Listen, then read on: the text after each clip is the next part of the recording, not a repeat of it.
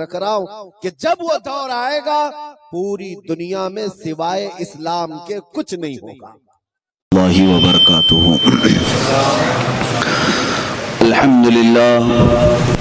الحمدللہ الحنان المنان الذي خلق الانسان وعلمه البيان والصلاة والسلام على رسوله سيد الانس والجان وعلى آله واصحابه ذوي الخير والإحسان اما بعد فأعوذ بالله من الشيطان الرجيم بسم الله الرحمن الرحيم ألا إن أولياء الله لا خوف عليهم ولا هم يحزنون الذين آمنوا وكانوا يتقون صدق الله مولانا العظيم وبلغنا رسوله النبي الأمين المتين المختار الكريم ونحن على ذلك لمن الشاهدين والشاكرين والحمد لله رب العالمين۔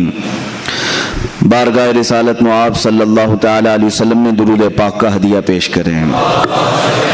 اللہم صلی علی سیدنا و مولانا محمد معدن الجود والکرم وآلہ واصحابہ الکرام وابنہ الکریم وبارک وسلم صلاة دائمتا سرمدا ابدا۔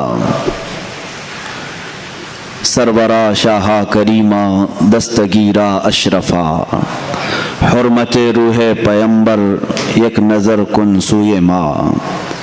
عزیزان گرامی وقار، آج کی ہماری یہ محفل پاک سلطان سید مخدوم اشرف جہانگیر سمنانی رضی اللہ تعالیٰ عنہ کی بارگاہ میں خراج عقیدت پیش کرنے کے لیے ان کے عرس کی مناسبت سے رکھی گئی ہے۔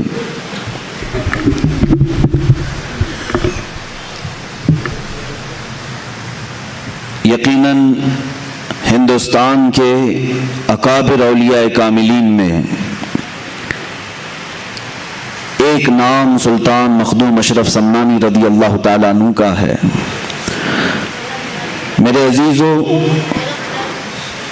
حضرت سیدنا مخدوم اشرف سمنانی رضی اللہ تعالیٰ عنہ کی بارگاہ میں ہم غلام آج خراج عقیدت پیش کرنے آئے ہیں، تو بڑے ادب کے ساتھ بیٹھو، بڑی توجہ کے ساتھ سنو۔ اس عظیم المرتبت شخصیت کا میں تذکرہ کر رہا ہوں جن کے متعلق اولیاء کاملین نے فرمایا پوری امت محمدیہ میں دو اولیاء کرام کو جو فضیلت حاصل ہے وہ کسی اور کو نہیں ہے۔ کس معنی میں؟ دوسرے اولیاء کاملین بڑی بڑی خصوصیات کے حامل ہیں، لیکن تارک السلطنت ہونے میں دو اولیاء اکرام کا بڑا مقام ہے۔ ایک سیدنا ابراہیم بن ادھم رضی اللہ تعالیٰ عنہ، دوسرے حضرت مخدوم جہانگیر اشرف سمنانی رضی اللہ تعالیٰ عنہ۔ یہ دو وہ بزرگ ہیں جنہوں نے بادشاہت کی کرسی کو ترک کر کے فقر و فاقہ کو اختیار فرمایا۔ اس کو کہتے ہیں تارک السلطنت، سلطنت کو چھوڑ دینے والے۔ دنیا میں سب سے زیادہ دل پر غلبہ کرنے والی جو محبت ہے وہ کرسی کی محبت ہے، یہ اقتدار کی ہوس ہے۔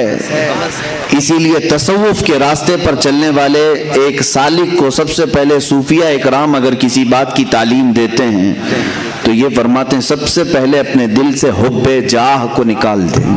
حب جاہ کہتے ہیں کسی مقام کی خواہش رکھنا، کسی عہدے کی، کسی منصب کی خواہش رکھنا، یہ زہر بن جاتا ہے کبھی کبھار، اور اس عہدے کے لیے، منصب کے لیے، اس جاہ کے لیے بندہ کبھی کبھار اپنے اولاد کی قربانی دیتا ہے، کبھی کبھار اپنے دین اسلام کی بھی قربانی دیتا ہے، خداوند قدیر و جبار کو بھی چھوڑ دیتا ہے۔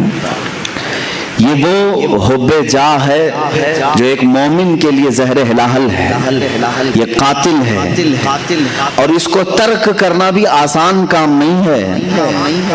میں آج اس عظیم السلطنت، عظیم سلطان مخدوم جہانگیر اشرف سمنانی رضی اللہ تعالیٰ عنہ کے قدموں سے وابستہ ہو کر عرض کروں گا 708 ہجری یعنی 8ویں صدی ہجری چل رہی تھی، اب یہ 15ویں صدی ہے، 8ویں صدی ہجری میں سمنان ایک علاقہ ہے ایران کا، ایران پہلے خراسان کہلاتا تھا.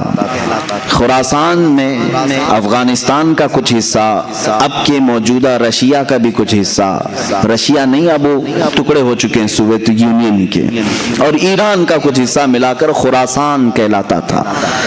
خراسان کی حکومت کا جو دارالسلطنت ہوا کرتا تھا وہ سمنان ہے، کیپٹل سٹی. اور سمنان کی جو حکومت تھی اس کا خاصہ یہ تھا، اس کی اسپیشلٹی یہ تھی کہ یہ حکومت ہمیشہ سادات کی بارگاہ میں ہوا کرتی تھی. آل رسول اس تخت پر بیٹھتے تھے. سمنان کی حکومت کو سنبھالنے والے سادات ہوا کرتے تھے، بادشاہ بھی سادات میں سے ہی تھے. حضرت سیدنا ابراہیم نور بخشی رضی اللہ تعالیٰ عنہ جو مخدوم اشرف سمنانی رضی اللہ تعالیٰ عنہ کے والد ہیں، یہ سلطنت پر بیٹھے ہوئے کافی عرصہ گزار چکے تھے. ان کے گھر میں 3 بچیاں تھیں، 3 لڑکیاں تھیں، لیکن فرزند نہیں تھا، کوئی نرینہ ولد بیٹا نہیں تھا. تو کبھی کبھار مایوس رہتے تھے کہ کیا یہاں سے یہ سلطنت کا نظام جو سادات کے گھر میں چل رہا ہے ختم ہو جائے گا. آپ کی جو زوجہ محترمہ تھیں حضرت خدیجہ رضی اللہ تعالی عنہ، وہ ایک ایسی پرہیزگار خاتون تھیں کہ ان کی زندگی میں تہجد قضا نہیں ہوئی. حضرت ابراہیم کی زوجہ حضرت خدیجہ، ان کو رابعہ ثانیہ کہا جاتا تھا. اپنے زمانے کی یہ دوسری رابعہ ہے. یہ بھی ملول رہتی تھی، غمگین رہتی تھی. 3 لڑکیاں ہونے کے بعد تقریباً 8 سال کا عرصہ گزر چکا تھا. رات کو تہجد کے وقت اٹھیں اور بارگاہ صمد میں، رب ذوالجلال کی بارگاہ میں روتے روتے پھوٹ کر رونے لگ گئیں. دعا کرتے کرتے رو پڑی اس طرح سے کہ اے رب ذوالجلال، تیرے دربار میں آج ہاتھ پھیلائی ہوں، میرے گھر کوئی اب وارث نہیں. اور یہ پڑھنے لگی ربی لا تذرنی فردن وانت خیر الوارثین. ایک نبی کی دعا ہے. اور پھر اپنے آپ پر یہ ملامت کے طور پر کہنے لگی کہ تو بھی کیسی خاتون ہے کہ رب تبارک و تعالیٰ کی منشا اور اس کی مرضی میں خلل کیسے ڈال سکتی ہے. اس سے وہ چیز کیوں سوال کرے جو تیرے حق میں نہ ہو. اگر میری قسمت میں نہ ہو تو اسے جھنجھوڑنا کیوں. اخیر میں یہ کہتے ہوئے سو گئیں کہ اے مولا، تیری منشا اور تیری رضا پر میں مکمل راضی ہوں. رات کو سوئیں تو خواب میں انہی کے سلسلے کے ایک بزرگ نے احمد یسوعی رضی اللہ تعالیٰ عنہ تشریف لائے اور کہا اے میری بیٹی گھبراتی کیوں ہے؟ اللہ تبارک و تعالیٰ نے مجھے بھیجا ہے تجھے بشارت دینے کے لیے کہ تیری گود میں عنقریب ایک مہتاب ولایت چمکے گا، ولایت کا چاند چمکے گا، اور ایک نہیں اللہ تجھے 2 عطا فرمائے گا. وہ صبح اٹھی تو اپنے شوہر کو خواب بیان کرنے لگی. میں نے ایک بزرگ کو خواب میں دیکھا، سلسلے کے بزرگ تھے، انہوں نے اس طرح کی بشارت دی ہے. حضرت ابراہیم رحمت اللہ تعالیٰ علیہ فرمانے لگے ہماری عمر کافی ہو چکی ہے، اولاد کا کوئی اس طرح سے سلسلہ نظر نہیں آتا. بہرحال شام کا وقت تھا. یہ عالی شان محل ہے سلطان کا، سمنان کی بادشاہت کا محل ہے جس میں بادشاہ اور ملکہ دونوں اپنے محل کے خصوصی حجرے میں ہیں. اچانک دیکھا حجرے کے کمرے کے باہر ایک مجذوب بزرگ، ان کا نام بھی ابراہیم تھا، وہ تشریف لائے ہیں. انہیں سارا علاقہ جانتا تھا یہ مجذوب ولی ہیں، یہ پل میں ادھر ہوتے ہیں پل میں ادھر ہوتے ہیں، کہیں غائب ہو جاتے ہیں. اپنے اچانک حضرت ابراہیم کو دیکھا تو سلطان ابراہیم چونک گئے. کہا میرے محل میں آنے کے لیے سپاہی پہرے دار ہوتے ہیں، وزیر کھڑے ہوتے ہیں، آپ تشریف لائے. سپاہیوں کی جیسی نظر مجذوب بزرگ پر پڑی تو وہ کپ کپانے لگے کہ سارے دروازے بند ہیں، ساری فصیلوں پر پہرے دار ہیں، ہمیں کسی کو نہیں معلوم کہ یہ آئے کہاں سے. حضرت ابراہیم مجذوب نے کہا یہ سب چھوڑو، کہاں سے آئے ہیں ان سے پوچھا ہے ابراہیم تو اپنی بیوی کے ساتھ اس بات کا غم منا رہا ہے کہ تجھے کوئی بیٹا نہیں ہے، تجھے کوئی بیٹا نہیں ہے؟ یہ مجذوبوں کی بات تو سنیں، کہتے ہیں کیا میرے ساتھ ایک سودا کرے گا؟ محل کے اندر موجود حضرت سلطان ابراہیم ان کی بڑی تعظیم کرتے تھے، کہا بابا آپ تشریف لائیں، کرسی پر اپنی کرسی پر بٹھایا، کہا آپ کیا سودا کرنا چاہیں گے؟ اس وقت جو سکے چلتے تھے سونے کے سکے، اس کو اشرفی کہا جاتا ہے، اشرفیاں سنے ہوں گے آپ، سونے کی اشرفیاں، کہا مجھے 1000 اشرفیاں دے دے اور ایک اشرف لے لے۔ اس مجذوب بزرگ نے کیا کہا؟ مجھے 1000 اشرفیاں دے دے بدلے میں ایک اشرف لے لے۔ انہوں نے فوراً تھیلا پیش کر دیا، کہا کہ حضور قبول فرما لیں۔ وہ لیے اور غائب ہو گئے، اس محل سے غائب ہو گئے۔ مجذوبوں کی کیفیات ایسی ہی ہوا کرتی ہیں، وہ حالت جذب میں آتے ہیں، کبھی کسی سے عام گفتگو کرتے ہیں، کبھی کسی سے معرفت کے بہت الگ انداز کی باتیں کرتے ہیں۔ غائب ہوئے چند دنوں کے بعد حضرت ابراہیم رحمت اللہ تعالیٰ علیہ کے گھر میں ولادت کے آثار نظر آئے، ان کی اہلیہ محترمہ حملہ ہوئی، اور اس کے بعد جو بشارتوں کا سلسلہ ہوا سنیے، جب ان کے گھر میں 7 مہینے کا حمل یا 6 مہینے کا حمل تھا، یہی ابراہیم مجذوب رحمت اللہ تعالیٰ علیہ پورے سمنان میں گلی میں ڈھنڈورا پیٹتے ہوئے اعلان کرتے تھے، باخبر ہوشیار ملاحظہ ہو، باخبر ہوشیار ملاحظہ ہو۔ سارے لوگوں کو رات میں یہ جگاتے تھے اس طرح سے ڈھنڈورچی بن کر کے، سارے لوگ کان لگا کر کے سنتے تھے کہ بابا کس چیز کا اعلان کر رہے ہیں۔ جب اس طرح کے اعلانات ہوتے تو بادشاہ کی طرف سے ہوتے تھے۔ ابراہیم مجذوب رحمت اللہ تعالیٰ علیہ ڈھنڈورا پیٹ کر اعلان کرنے لگے، سارے اپنی اپنی مسندوں سے اتر جائیں اس لیے کہ امام کے آنے کا وقت ہو چکا ہے، سارے اپنے اپنے کرسیوں سے اتر جائیں کہ اللہ رب العزت کی طرف سے مہتاب ولایت کے آنے کا وقت ہے۔ 3 مہینے پہلے وہ اس طرح کا اعلان کرتے رہے، 3 مہینے کے بعد لوگوں نے دیکھا حضرت سید ابراہیم رحمت اللہ تعالیٰ علیہ کے گھر بیٹے کی ولادت ہوئی، اور خواب میں جو ان کے بزرگوں نے بشارت دی تھی اس بشارت کے اعتبار سے آپ کا نام اشرف رکھا گیا۔ یہی مخدوم اشرف سمنانی رضی اللہ تعالیٰ عنہ کی ولادت پاک کا میں نے تذکرہ کیا ہے۔ بڑی بشارتوں کے ساتھ آپ دنیا میں تشریف لائے ہیں، آپ کا نام اشرف تھا، صرف اشرف، اور اس جگہ انہوں نے آنکھیں کھولی ہیں جہاں ماں کو ہمیشہ تلاوت قرآن کرتے دیکھا، باپ کو محراب عبادت میں دیکھا۔ جب آپ 4 سال کے قریب کے ہوئے، آپ کو حضرت عماد الدین تبریزی رحمت اللہ تعالیٰ علیہ بڑے وقت کے عالم دین تھے، ان کی بارگاہ میں تعلیم کے لیے رکھا گیا۔ وہ تعلیق مقرر ہوئے بادشاہ کے صاحبزادے کی تعلیم کے لیے۔ 4 سال 4 مہینے 4 دن میں یہ قرآن پاک جو شروع کرتے ہیں، 1 سال میں مکمل حافظ قرآن بن چکے تھے۔ 5.5 سال کی عمر ہو رہی تھی جب حضرت مخدوم اشرف سمنانی رضی اللہ تعالیٰ عنہ حافظ قرآن ہو چکے تھے۔ 7 سال کی عمر تھی اس وقت پوری دنیا میں جو مشہور قراتیں ہیں، 7 قراتوں سے قرآن پڑھا جاتا ہے جس کو قرات سبا کہتے ہیں۔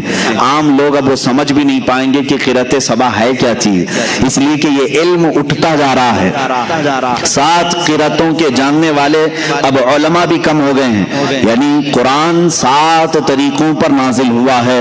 7 قراء امام ہیں قرآن کے اور ان کے راوی ہیں پوری دنیا میں۔ ہم جو قرات آج پڑھ رہے ہیں ہندوستان میں، یہ قرات امام عاصم کوفی رضی اللہ تعالیٰ عنہ کی ہے۔ ہمارے امام قرات میں کون ہے؟ امام عاصم کوفی ہیں، ان سے روایت کیا ہے ان کے شاگرد نے حضرت امام حفص رحمت اللہ تعالیٰ علیہ۔ جو آج ہم قرات پڑھ رہے ہیں قرآن کو، الحمدللہ رب العالمین الرحمن الرحیم مالک یوم الدین، یہ جو طریقہ ہے یہ قرات امام عاصم کوفی کا ہے۔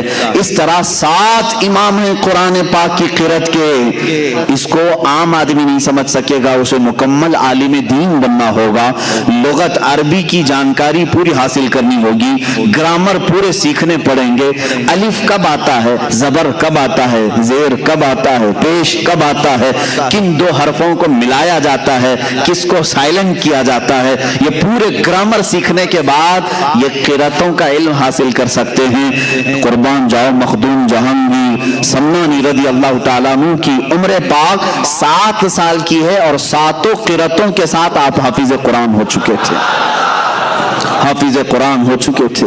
عزیزان گرامی، یہاں تو 7 سال کی عمر میں ابھی بچے کو قرآن کا پہلا پارہ پڑھنا نہیں آتا، دیکھ کر کے وہ اللہ کے ولی تھے اور اللہ تعالیٰ نے انہیں علم لدنی عطا فرمایا۔ علم لدنی کہتے ہیں جو غیب سے دیا جائے۔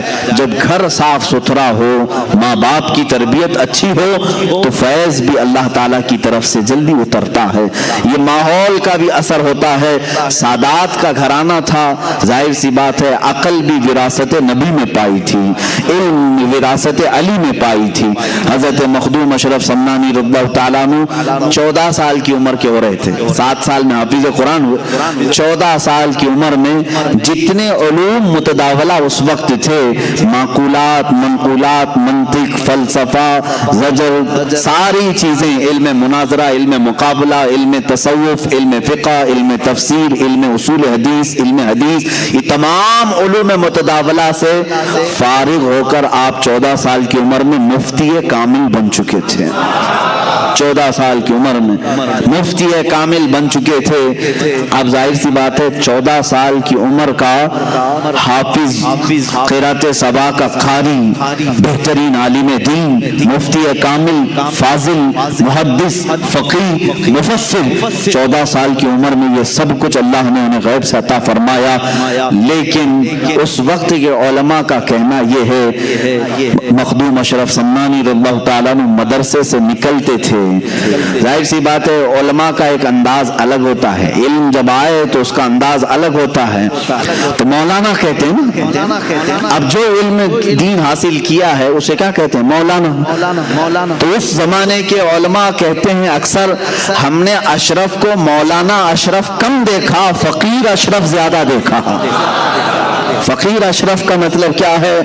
ان کے اندر طمع، حرص کچھ نہیں، بلکہ علم حاصل کرنے کے بعد اور اس کم عمری میں اتنے مقامات حاصل کرنے کے بعد بھی زہد کی طرف زیادہ توجہ تھی، ترک دنیا کی طرف زیادہ توجہ تھی۔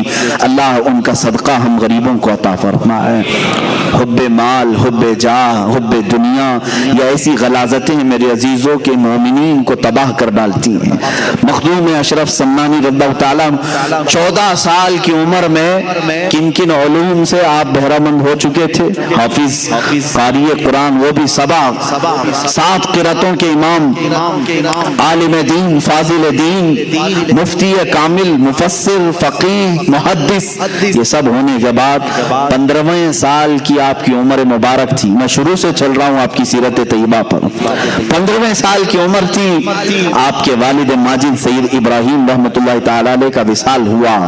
آپ کے انتقال کے فوراً بعد ہی 15 سال کی عمر میں تخت شاہی پر آپ کو بٹھا دیا گیا، بادشاہت کا تاج آپ کے سر پر رکھ دیا گیا۔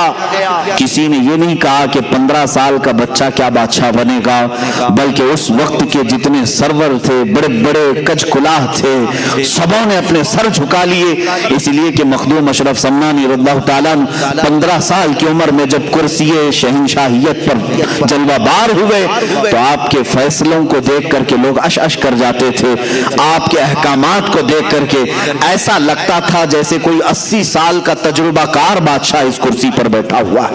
15 سال کی عمر میں بادشاہت آپ کے کندھوں پر آ چکی تھی، لیکن اس بادشاہت کو آپ نے سرے سے انکار ہی نہیں کیا، ختم ہی نہیں کیا، بلکہ اس کو سنبھالا۔ کتنے سال؟ 10 سال تک اس عدل کی کرسی پر آپ قائم رہے اور پورے سمنان کو عدل و انصاف سے بھر دیا۔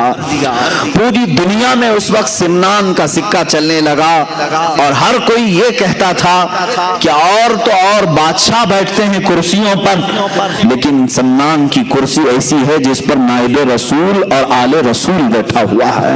یہ کرسی سمنان کی کرسی کی خصوصیت تھی، رسول اللہ کا بیٹا بیٹھا ہے اور رسول اللہ کا نائب بن کر بیٹھا رہا ہے، علم دین کا وارث بھی ہے اور زہد و اتقا بھی ہے، اور اللہ رب العزت کی عطا کردہ بے شمار نعمتوں سے سرفراز بھی ہے۔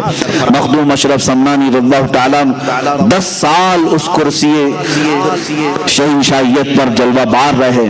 اس کے بعد معاملات ایسے تھے کہ اس بادشاہت کی کرسی پر رہتے ہوئے بھی آپ کا دل رات کے وقت مصلی کی طرف لگا رہتا۔ دن بھر اگر رعایا کے معاملات دیکھتے، وزراء سپاہیوں کے حالات دیکھتے، رات کے وقت آتے اور تنہائی میں پوری رات مصلی پر گزار دیتے تھے۔ رات کا ایک مختصر حصہ آپ سونے کے لیے رکھتے، بلکہ 1/3 حصہ مکمل عبادت الہی کے لیے آپ نے وقت کیا تھا۔ ہے کوئی آج کا تھوڑے سے پیسے جس کے پاس آئیں وہ کھڑا ہو کر کے دکھائے رات کو؟ یہ بادشاہت جس کے پاس ہے وہ ساری سلطنت کا بار ان کے کندھوں پر ہوتا ہے، پوری رعایا کا بوجھ ان کے کندھوں پر ہوتا ہے۔ یہ سب چیزیں رکھنے کے باوجود مخدوم اشرف سمنانی رضی اللہ تعالیٰ عنہ کی زندگی میں کبھی آپ یہ نہیں پاؤ گے کہ انہوں نے رعایا کی خدمت کرتے کرتے کبھی اپنے رب کی نافرمانی کر دی ہو یا اپنے رب تبارک و تعالیٰ کی عبادتوں میں کمی کی ہو، کبھی نہیں۔ دل اس میں لگا ہی رہتا۔ اور آج کے حالات کے اعتبار سے میں آپ کو بتاؤں، غربا اور مساکین کا عبادت کرنا تو ٹھیک ہے، اسی لیے مسجدوں کی صفوں میں زیادہ طور پر غربا نظر آتے ہیں۔ غریبی اچھی بھی ہے، اور کبھی کبھار غریبی یہ زحمت بن جاتی ہے اگر یہ کفر کی طرف لے جائے۔ اللہ تبارک و تعالیٰ اتنا دنیا میں رکھے کہ عزت کے ساتھ حلال کھائیں اور حلال کے ساتھ ہمارا خاتمہ ہو، یہ زندگی اچھی ہے۔ لیکن جانتے ہیں جن کے پاس پیسوں کی چربی آئی، یہ چربی اتنی موٹی ہو جاتی ہے کہ ان کو نمازیں بھاری پڑتی ہیں، رات کا گزارنا تو دور کی بات ہے۔ آؤ میں ایک طرف اس بادشاہ اعظم کا ذکر کروں جو سمنان کی کرسی پر فائز ہے، اور ایک طرف وہ جس کو دنیا کی ایک چھوٹی سی کرسی دی گئی۔ جیسے ہی اس کو نیتا کی کرسی ملی، سب سے پہلا کام جو ہوگا وہ یہ ہوگا کہ اپنے پیسوں کا انبار ان لٹیروں پر خرچہ کرے، شراب کے لیے، جوئے کے لیے، اور اڈے سجائے جائیں رات بھر۔ آج تقریباً نیتاؤں کے حالات اس طرح کے ہیں، میں سب کی بات نہیں کرتا، اکثر و بیشتر اپنا پرائیویٹ ایک ہاؤس بناتے ہیں فارم ہاؤس کے نام پر، یا پھر کہیں کلب ہوگا جہاں پر یہ رات بھر اپنے پیسوں کا اسراف کرتے رہیں گے۔ کرسی اسی لیے انہوں نے حاصل کی کہ راتوں کو عیاشی کی جائے، اور سمنان کی کرسی اس لیے حاصل کی گئی تھی کہ مصلی پر دل کی لذتیں حاصل کی جائیں، اپنے رب کی بارگاہ میں لذتیں حاصل کی جائیں۔ میرے عزیزوں، دنیا جس کے پاس آئی ان میں سے بہت کم ایسے لوگ ہیں جو امتحان میں کامیاب ہو جاتے ہیں، ورنہ اکثر کو اس دنیا نے، اس دولت نے رب تبارک و تعالیٰ سے دور کر دیا ہے۔ ہم نے تاریخ میں یہ بات بھی پڑھی، بارگاہ رسول کریم صلی اللہ تعالیٰ علیہ وسلم میں ایک شخص حاضر ہوا، اس نے کہا غریبی اتنی ہے کہ پہننے کو کپڑے نہیں ہوتے۔ حضور نے فرمایا صبر کر، تیرے لیے اس میں اچھائی ہے۔ بار بار اس نے دعا کی، درخواست کی۔ اللہ کے حبیب صلی اللہ علیہ وسلم نے ایک بکری دی اور کہا جا اس میں اللہ تجھے برکت دے۔ اس بکری میں اتنی برکت ہوئی کہ بچے بکری کے بڑھتے گئے، اس شخص کو مدینہ چھوڑنا پڑا، بکریوں کا ریوڑ رکھنے کے لیے مدینے کے باہر ایک میدان میں رہنا پڑا، اور وہاں رہتے رہتے اتنی بکریوں کی فوج اس نے جمع کی۔ حضور اکرم صلی اللہ تعالیٰ علیہ وسلم نے سال میں زکوٰۃ طلب کرنے کے لیے اپنے عاملین کو بھیجا، کہا اللہ رب العزت کا حکم ہے جس کے پاس 100 بکریاں ہو اس میں سے 5 بکریاں زکوٰۃ میں نکالی جائیں۔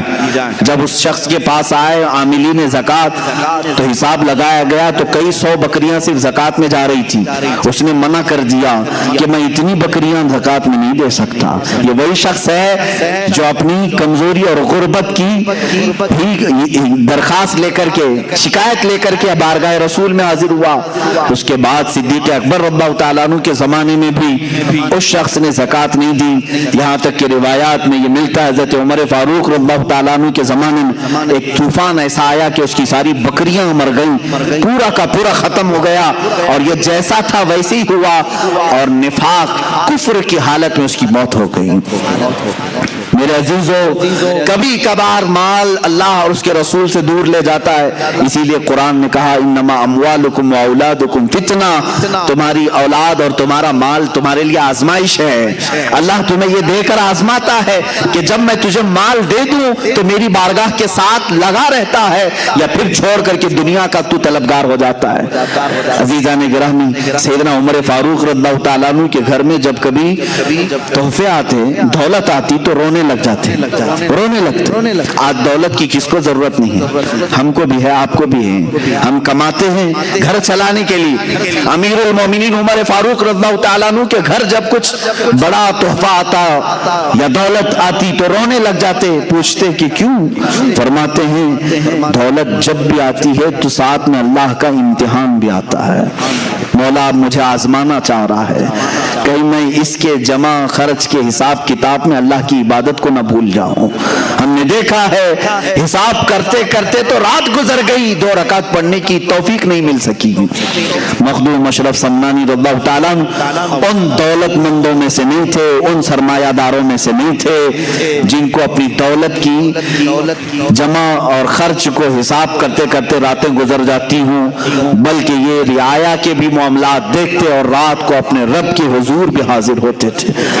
ظاہر سی بات ہے یہ سلسلہ زیادہ دن تک چلتا نہیں، 2 چیزیں ایک ساتھ چلانا بہت مشکل امر ہے۔ حضرت خضر علیہ السلام سے آپ کی ملاقات ہوئی، سیدنا خضر علیہ السلام سے ایک دن ملاقات ہوئی، انہوں نے آپ کو ویسی اشغال کی اجازت دی۔ ویسی ایک سلسلہ ہے، حضرت خواجہ اویس قرنی رضی اللہ تعالیٰ عنہ کے معمولات اور ان کے وظائف اس سلسلے میں دیے جاتے ہیں، اجازت بھی آج بھی اس کی دی جاتی ہیں۔ ویسی اشغال کی اجازتیں دیں اور کہا ایک اسم اعظم کا ذکر کرنا لیکن زبان نہ ہلانا۔ حضرت خضر علیہ السلام نے اس کی مشق کرائی، کس کو؟ مخدوم اشرف سمنانی رضی اللہ تعالیٰ عنہ۔ وہ ذکر اس طرح کا ہوتا کہ زبان نہیں ہلتی لیکن دل سے اسے کہا جانے لگتا اسم اللہ ہے یا اسم اعظم جو بھی انہیں تعلیم دی گئی۔ ایک وقت ایسا آیا کہ اس کی مشق کے بعد آپ جہاں بیٹھتے مخدوم اشرف سمنانی رضی اللہ تعالیٰ آپ کی زبان بند ہوتی، دل سے وہ ذکر کی آواز آنے لگتی تھی، جو لوگ قریب ہوتے وہ سنتے تھے۔ یہ پاس انفاس اس کو کہتے ہیں، سانسوں کو روک لینا، یہ بھی اس میں تعلیم دی جاتی۔ چند دنوں کے بعد جب ذکر کی لذت کسی کو ملنے لگ جاتی ہے تو پھر دنیاوی تمام تر ثمرات میں اس کا کوئی دل نہیں لگتا۔ آخر وہ دن بھی آیا جب آپ کو اس بادشاہت سے اور اس کرسی سے میلان ہٹتا گیا اور اس کی طرف سے آپ دور ہونے کی کوشش مسلسل کرتے رہے۔ اپنی والدہ ماجدہ کے پاس حاضر ہوئے، کہا بس ہو گیا، میں نے 10 سال اس سلطنت کو چلایا، کہیں پر بھی میں نے اللہ اور اس کے رسول کی نافرمانی نہیں کی، عدل سے میں نے پورے سمنان کو بھر دیا۔ اب میں چاہتا ہوں کہ میری بقیہ زندگی اللہ کے حضور میں فقر کے ساتھ گزاروں، فقر کے ساتھ گزاروں، زہد کے ساتھ گزاروں۔ ماں نے اجازت دی۔ حضرت مخدوم اشرف سمنانی رضی اللہ تعالیٰ عنہ جیسی ماں سے گفتگو کرتے دوسرے ہی دن رعایا کو طلب کیا، سارے سپاہیوں وزیروں کو، اور سلطنت کا یہ پورا مجمع جب جمع ہوا تو آپ نے علل اعلان اپنا تاج نکال کر اپنے چھوٹے بھائی حضرت سید محمد عارف رحمت اللہ تعالیٰ علیہ کو پہنایا اور کہا میرے بعد اس تخت کے جانشین یہ ہیں۔ ان کے چھوٹے بھائی تھے، آپ کا نام اشرف تھا، ان کا نام عارف تھا۔ حضرت سلطان سید محمد عارف رحمت اللہ تعالیٰ علیہ کو پہنایا اور اسی وقت رخت سفر باندھا کہ میں اب سفر کے لیے نکل چلتا ہوں۔ کہاں جائیں گے؟ اولیاء کاملین جب سفر کے لیے اٹھتے تھے تو ان کی منزل صرف اللہ رب العزت کی رضا ہوتی، کوئی پرٹیکولر گاؤں نہیں ہوتا، وہ نکل چلتے تھے، بس مجھے اس سمنان کی شاہانہ زندگی سے نکلنا ہے۔ آپ کی والدہ ماجدہ نے کہا یہ علل اعلان مت کہو، سادات کی یہ کرسی ہے، بادشاہت کئی سالوں سے ہمارے خاندان میں چلی ہے، تم جا رہے ہو ٹھیک ہے، لیکن ایک کام کرو، چند وزیروں کو سپاہیوں کو ساتھ میں لے جاؤ تاکہ دنیا یہ سمجھے گی کہ بادشاہ کسی مہم پر جا رہا ہے، پھر لوٹے گا۔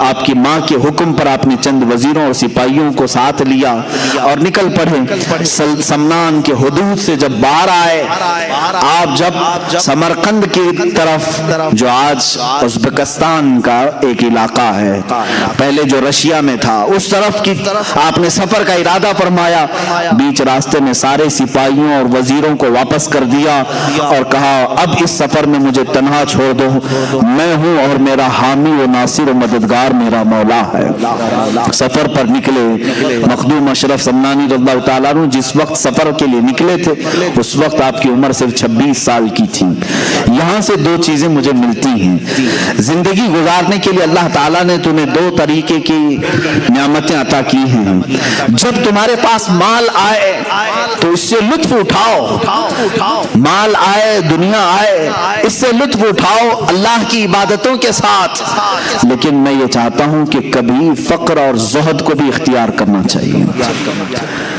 یہ میرے لیے اپنے لیے بھی نصیحت ہے اور سب کے لیے بھی نصیحت ہے ہم نے ان اولیاء کاملین کی زندگی میں دیکھا یہ تخت پر بھی بیٹھے ہیں اور گدڑی بھی پہنے ہیں زندگی میں کبھی آپ کے ایسے بھی معاملات ہوں آج آپ نے بہت عالی شان بنگلہ بنایا ہے اچھی بات ہے میں اس کے خلاف نہیں جاؤں گا آپ کی بڑی سی بڑی عمارت بناؤ اچھے گھر میں رہ رہے ہوں لیکن کبھی ایسا بھی کرو کہ زندگی میں ایک دن اپنے سارے بچوں کو لے کر کہو کہ آج ہم فاقہ اختیار کریں گے دنیا کو دکھانے کے لیے نہیں ہم صرف کھجور پر سحری کرتے ہیں کھجور پر افطار کرتے ہیں اس لیے کہ اللہ کی بہت بڑی نعمتیں ہمارے پاس موجود ہیں لیکن اللہ کو عجز و انکساری اور فقر و فاقہ بھی پسند ہے یہ ہم اپنی زندگی میں کر سکتے ہیں کہ نہیں کر سکتے اچھی نعمتیں کھاؤ میں یہ نہیں کہہ رہا کہ آپ بریانی نہ کھاؤ چکن مٹن نہ کھاؤ سب کھاتے رہیں آپ حلال جو چیزیں کھائیں لیکن ہماری زندگی میں کھاؤ مہینے میں ایک دن ہو یا ہفتے میں ایک دن ہو ایسا آنا چاہیے جس میں ہم زہد بھی کریں زہد کہتے ہیں ترک دنیا کو خواہشات سے دوری ایک دن میں نے اس سے قبل شاید 1 سال ہو گیا ہوگا ممبئی میں ہمارے بچوں سے میں نے ایک گزارش کی تھی اے میرے عزیزو آج کی اس بھری پری دنیا میں تمہارے لیے اگر کوئی چیز زہد بن سکتی ہے زہد کہتے ہیں ہر اس چیز کو چھوڑ دینا جو اللہ کی رضا میں خلل پیدا کرے زہد اس کو کہتے ہیں مال خلل پیدا کر رہا ہے میں مال کو چھوڑ دیا بیٹا خلل پیدا کر رہا میں نے بیٹے کو دور کیا بیوی خلل پیدا کر رہی میں نے بیوی کو الگ کر رکھا ہے طلاق نہیں اس سے دوری اختیار کی اپنے رب کی عبادت کے لیے اس کو کہتے ہیں زہد یہ زہد ہے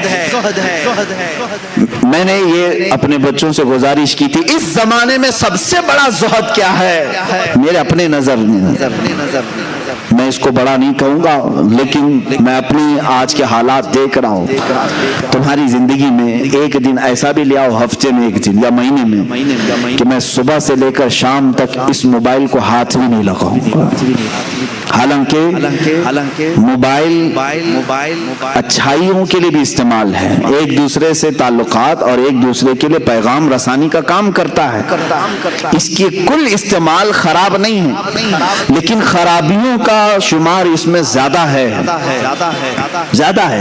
اور انسان کی فطرت یہ ہے قرآن کہتا ہے بل یرید الانسان لیفجر امامہ انسان یہ چاہتا ہے کہ اس کی آنکھوں کے سامنے بے حیائی کی جائے وہ بے حیائی کو دیکھنا زیادہ پسند کرتا ہے انسان کی فطرت ہے تم اگر روزہ رکھ سکتے ہو تو اس کا انٹرنیٹ کا روزہ رکھ کر کے دکھاؤ یہ بات میں اس لیے کہہ رہا ہوں کہ آج ہر کس و ناکس اس کا ایڈکٹ بن چکا ہے جیسے نشہ نہیں چھوڑ سکتے اس طرح سے اس کو چھوڑنا بہت مشکل ہے آج لوگ اپنے ماں باپ اپنے بھائی بہن اپنی بیوی بچوں سے تو دور رکھ سکتے ہیں انٹرنیٹ اور موبائل سے دور رہنا ان کے لیے بہت ہی دقت کی بات ہے کچھ نوجوانوں کو اس کا ریہرسل کرایا گیا میں خود بھی کیا ہوں الحمدللہ خود بھی کیا ہوں ضروریات کے مطابق جب میں دوسروں کو تلقین کر رہا ہوں تو خود اس پر عمل بھی کروں جن بچوں نے مجھے رپورٹ آ کر کے بتائی کہ صبح کے وقت ہم نے ترک کر کے رکھا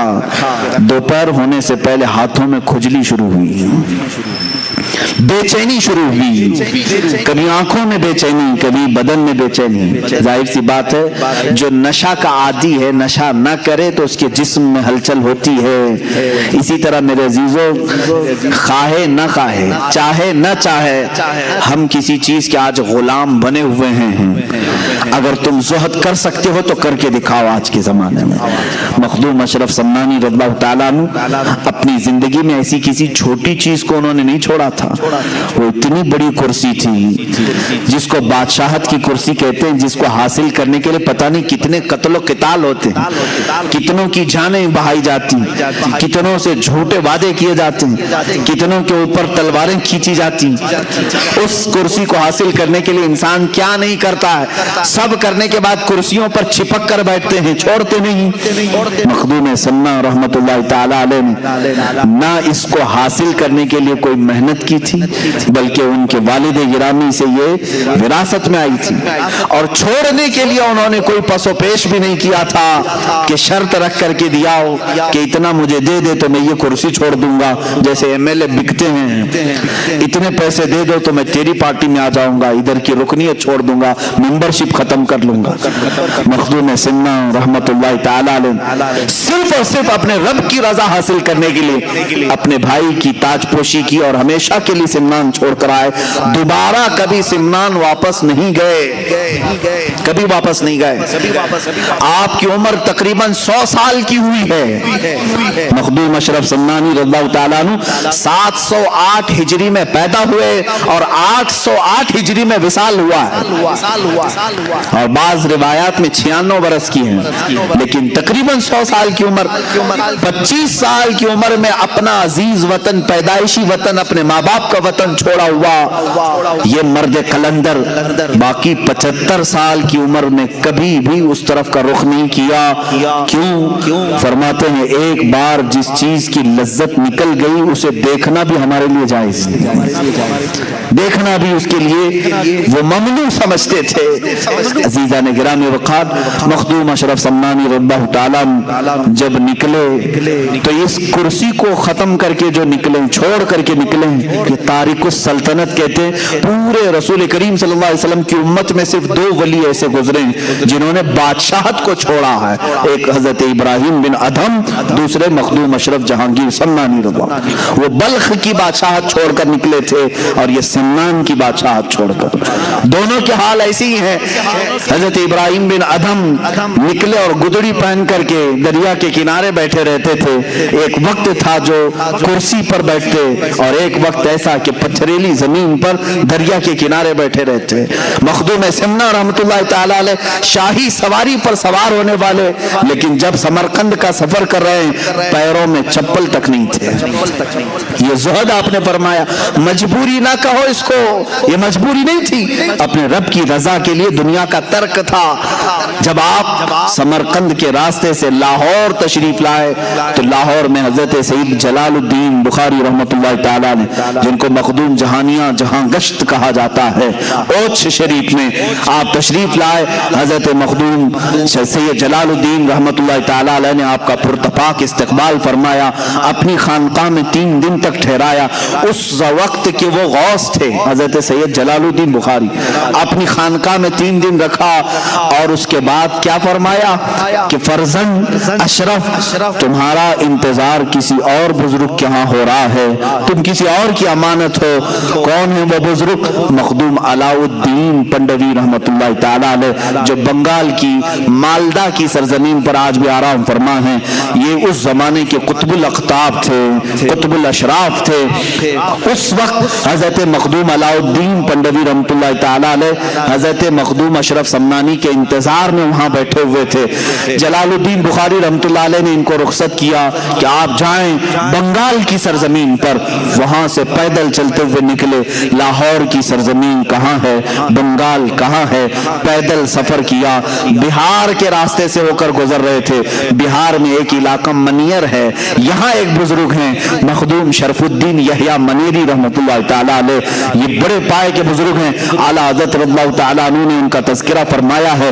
مخدوم شرف الدین یحییٰ منیری رحمت اللہ تعالیٰ علیہ کے نام پاک کا اثر ایسا ہے، آج بھی میرے خود اعمال میں موجود ہے کہ चेचक किसी को हो जाए, चेचक की बीमारी, हजरत शरफुद्दीन यहिया मनेरी का नाम ले लो, वो चेचक खत्म हो जाती है। उनके नाम में तासीर है। वो बड़े पाए के बुजुर्ग हैं, उन्होंने अपनी जिंदगी में जो वसीयत फरमाई थी, वो वसीयत क्या थी सुने। हजरत मखदूम अशरफ समनानी रहमतुल्लाह ताला अलैह का गुजर बिहार के उसी मनियर इलाके से हो रहा था। वहां देखा जनाजा रखा हुआ है और हजारों की भीड़ है, सफ़ें लगी हैं, उलमा हैं, सुलहा हैं, बड़े बड़े ताजवर वहां पर खड़े हैं, लेकिन जनाजा पढ़ाने के लिए किसी का इंतजार हो रहा है। उसी सफर पर मखदूम अशरफ समनानी रहमतुल्लाह ताला अलैह जनाजे में हाजिर हुए। पूछा किसका है? कहा यह मखदूम शरफुद्दीन यहिया मनेरी का है। कहा कि जनाजे में मैं भी शरीक होता हूं। उनसे पूछा गया कि फिर पढ़ाया क्यों नहीं जा रहा है? लोगों ने कहा जो मखदूम शरफुद्दीन यहिया मनेरी के खुलफा थे, मुरीदीन थे, उलमा थे, उन्होंने कहा हमारे शेख शरफुद्दीन यहिया मनेरी रहमतुल्लाह ताला अलैह की यह वसीयत थी कि मेरा जनाजा तैयार करके एक खुले मैदान में रखना, तुम देखना मगरिब की तरफ से रसूलुल्लाह का एक शहजादा आएगा, आले रसूल आएगा, वो काली एक चादर अपने ऊपर ओढ़ा होगा और वो सातों किरातों का कारी होगा, हाफिज होगा। और ये तक उन्होंने बताया मखदूम शरफुद्दीन यहिया मनेरी रहमतुल्लाह अलैह ने अपने खुलफा से, तुम में से कोई भी जनाजा पढ़ाने की जुर्रत न करना, मेरा जनाजा वो सैयदुल अशराफ पढ़ाएगा जो अपनी एक सल्तनत को छोड़कर आ रहा होगा, बादशाह छोड़कर आ रहा होगा। मखदूम अशरफ समनानी से जब लोगों ने कहा, आपने फरमाया जिस अशरफ का उन्होंने तज़किरा किया है वो मैं ही हूँ। सारे उलमा व सुलहा ने आपके हाथ पर हाथ रखा और आपको आगे बढ़ाया। हजरत मखदूम शरफुद्दीन यहिया मनेरी रहमतुल्लाह ताला अलैह का जनाजा आपने बशारत के एतबार से खुद पढ़ाया, फिर वहां से आपने फिर सफर फरमाया। अजीजों, मैं आज तफसील जिक्र करूंगा मेरे मखदूम समना रहमतुल्लाह ताला अलैह की। आप हजरत मखदूम अलाउद्दीन पंडवी रहमतुल्लाह ताला अलैह की मुलाकात के लिए बंगाल मालदा जा रहे हैं। सफर बड़ा कठिन है, दरियाओं का भी सफर है, पहाड़ों का सफर है, जंगलात का सफर है, पैरों में सूजन आ चुकी थी, लेकिन सफर ये थकन कभी नहीं लाता था, थकान से चूर नहीं होते थे, सफर ही सफर है। हजरत मखदूम अलाउल हक पंडवी रहमतुल्लाह ताला अलैह अपनी खानका में इनका क्या हाल था? अल्लाह अल्लाह, बड़े बड़े मुजाहिदे करने वाले लोग। वहां पर हाल ये था कि लोग 15 साल 20 साल तक मुजाहिदे में बैठे होते थे। अलाउद्दीन पंडवी रहमतुल्लाह ताला अलैह के आस्थाने पर एक दिन दोपहर का वक्त है, ख्वाब में या जैसे ही आप नींद से बेदार हुए, बेकरारी के आलम में खड़े हो गए और अपने सारे लोगों से, मुरीदीन से कहा, बुए यार मी आयत, बुए यार मी आयत, मुझे मेरे यार की खुशबू आ रही है, मेरे अजीज की खुशबू आ रही है। लोगों ने कहा कि ये किसकी खुशबू है? कहा जिसके इंतजार में मेरी उम्र बीतती जा रही है, गालिबन वो इंतजार की घड़ियां खत्म हो रही हैं। सारे लोग बिल्कुल तजस्सुस के शिकार हो गए। आखिर वो है कौन जिसके लिए मखदूम अलाउद्दीन रहमतुल्लाह ताला अलैह अपना बिस्तर छोड़कर उठ गए, वजू फरमाया, सारे मुरीदीन खुलफा के साथ शहर से बाहर आए, शहर की सरहदों के पास आकर खड़े हुए तो देखा दूर तन्हाई का सफर करते हुए मखदूम जहांगीर अशरफ समनानी रहमतुल्लाह ताला अलैह तशरीफ ला रहे हैं। चेहरे पर गर्द है, गुबार है और लिबास पूरे सफर की अलामतें बता रहा है, जगह जगह से कांटों से फट चुका है। मखदूम अशरफ समनानी रहमतुल्लाह ताला अलैह जैसी आए, सारे मुरीदीन और खुलफा ने पूछा अपने पीर और मुर्शिद से, क्या ये वही है मुसाफिर? कहा हाँ, इसी की खुशबू मुझे शहर से बाहर तक ले आई है। आप खुद बाहर आगे बढ़ करके मखदूम सिमना रहमतुल्लाह ताला अलैह के चेहरे मुबारक को अपने सीने से लगाया, उनकी पेशानी पर बोसा दिया और पालकी मंगवाई। कहा कि इस सैयदजादे को पालकी पर बिठाओ। हजरत मखदूम अशरफ समनानी रहमतुल्लाह ताला अलैह अदब के लिहाज से आपने बैठने से इनकार किया। उसके बाद हजरत मखदूम अलाउल हक पंडवी रहमतुल्लाह ताला अलैह खुद पालकी पर बैठे और इस शहजादे आजम को अपने साथ बिठाया, खानकाह ले आए और उसके बाद उस दिन जश्न का माहौल था। भला मुझे बताओ, कोई पीर अपने एक मुरीद का इंतजार कर रहा हो, کوئی شیخ اپنے خلیفہ کا انتظار کر رہا ہو. حضرت مخدوم اشرف سمنانی رحمۃ اللہ تعالیٰ علیہ خانقاہ میں آئے ہیں تو مریدین کی باتیں سنو کیا کہتے ہیں. کہتے ہیں برسوں بعد ایسا لگ رہا تھا ٹھنڈی راتوں میں کوئی ایک سورج طلوع ہوا ہے، اس لیے کہ جشن کا سما تھا، ہر جگہ اجالا ہی اجالا تھا. دو چہرے اتنے چمکتے تھے، ایک علاء الحق پنڈوی کا، ایک مخدوم سمنا کا. دسترخوان بچھایا گیا ہے، دسترخوان بچھایا گیا، اعزاز میں روٹیاں رکھی گئی، سالن لائے گئے اور وہاں پان کی گلوریاں پیش کی جاتی تھی، پان کھائے جاتے تھے. مخدوم سمنا رحمۃ اللہ تعالیٰ علیہ دسترخوان پر سامنے بیٹھے ہیں. علاء الحق پنڈوی رحمۃ اللہ تعالیٰ علیہ سب سے پہلا جملہ کیا فرمایا؟ اولیاء کا دسترخوان بھی کیسا ہوتا ہے. کہا تشت لاؤ ہاتھ دھلانے کے لیے. ہم بھی دسترخوان پر ہاتھ دھلاتے ہیں. مخدوم سمنا سے ان کے شیخ نے کہا بیٹا فرزند اشرف اپنے ہاتھ دھو لو دنیا کی ہر لذت سے، دنیا کی ہر لذت سے ہاتھ دھو لو.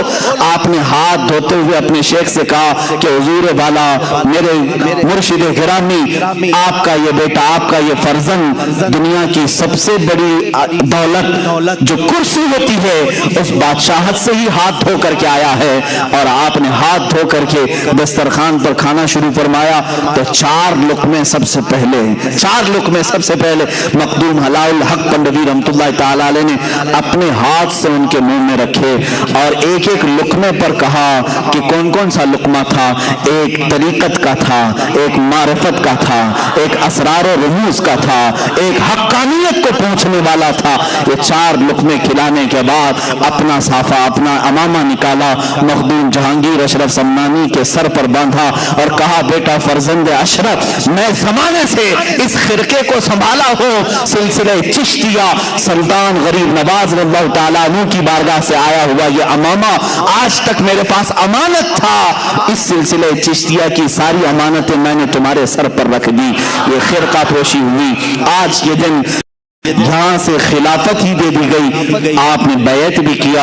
مخدوم اشرف سمنانی رضی اللہ تعالیٰ اس خانقاہ میں تقریباً 12 سال تک گزارے، 12 سال تک.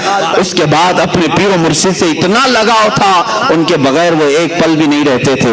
مخدوم اشرف سمنانی رضی اللہ تعالیٰ نے جب اپنی عمر کی 35ویں یا 37ویں سال کو پہنچے تو آپ کے پیر و مرشد نے کہا کہ اے فرزند اشرف اب تمہارے اور ہماری جدائی کا وقت ہے. میں تمہیں اس امانت کو دے کر اس راستے پر بھیج رہا ہوں جو راستہ تمہارے انتظار میں ہے. تمہیں یہ ساری امانتیں اس لیے دی گئی ہیں کہ تم دین رسول کی تبلیغ کرو، رسول کریم صلی اللہ تعالیٰ علیہ وسلم کی سنتوں کی تشہیر کرو. مخدوم اشرف سمنانی رضی اللہ تعالیٰ عنہ کو آپ نے بلایا اور جونپور کی سرزمین کی طرف اشارہ فرمایا. جونپور آج بھی اتر پردیش کا ایک علاقہ ہے اور اس طرف اشارہ فرمایا. دسترخوان پر بیٹھ کر کے ایک علاقہ دکھایا جس کی ارد گرد تالاب ہے اور بیچ میں ایک چھوٹی سی جگہ ہے. کہا اے اشرف تمہارا یہ مضبوط قلعہ ہوگا، تم یہاں پر اپنا مسکن بناؤ گے. آپ نے اصرار کیا کہ حضور مجھے اپنے ساتھ اپنی صحبت میں رکھیں. آپ نے فرمایا یہ امانتیں اس لیے دی جاتی ہیں کہ خلق خدا کو اس سے تم فیضیاب کرو. یہ صرف اپنے لیے نہیں ہوتی، خلق خدا کو تم اس سے فیضیاب کرو. حضرت مخدوم اشرف سمنانی رضی اللہ تعالیٰ عنہ اس وقت اپنے پیر و مرشد سے فرماتے ہیں حضور جس علاقے میں آپ مجھے بھیج رہے ہیں وہاں پر ایک شیر ہے، اس شیر کے چنگل میں مجھے آپ بھیج رہے ہیں. آپ نے تھوڑی دیر تک انتظار فرمایا اور کہا شیر اگرچہ ہوگا لیکن تمہاری تربیت یافتہ ایک چھوٹا سا بچہ اس شیر کے لیے کافی ہو جائے گا. یہ بزرگوں کی باتیں ہیں، اولیاء کاملین کی باتیں ہیں، یہ بات میں سمجھ میں آتی. حضرت مخدوم اشرف سمنانی رضی اللہ تعالیٰ وہاں سے نکلے بنگال سے اور پھر سفر فرمایا. حضرت مخدوم سمنا رحمۃ اللہ تعالیٰ علیہ جب جانے لگے تو وہاں پر ایک عجیب سا سما تھا. لوگ یہ کہہ رہے تھے کہ ساری رونقیں اپنے ساتھ لے جا رہے ہیں، ساری رونقیں. 37 سال کی عمر میں مخدوم سمنا رحمۃ اللہ تعالیٰ علیہ جب اپنے پیر و مرشد سے خلافت اور سارے سارے خرقہ وغیرہ لے کر کے نکلے تو آپ کے پیر و مرشد نے ہی آپ کو یہ لقب دیا کہ اب میرا یہ اشرف جہانگیر ہوگا.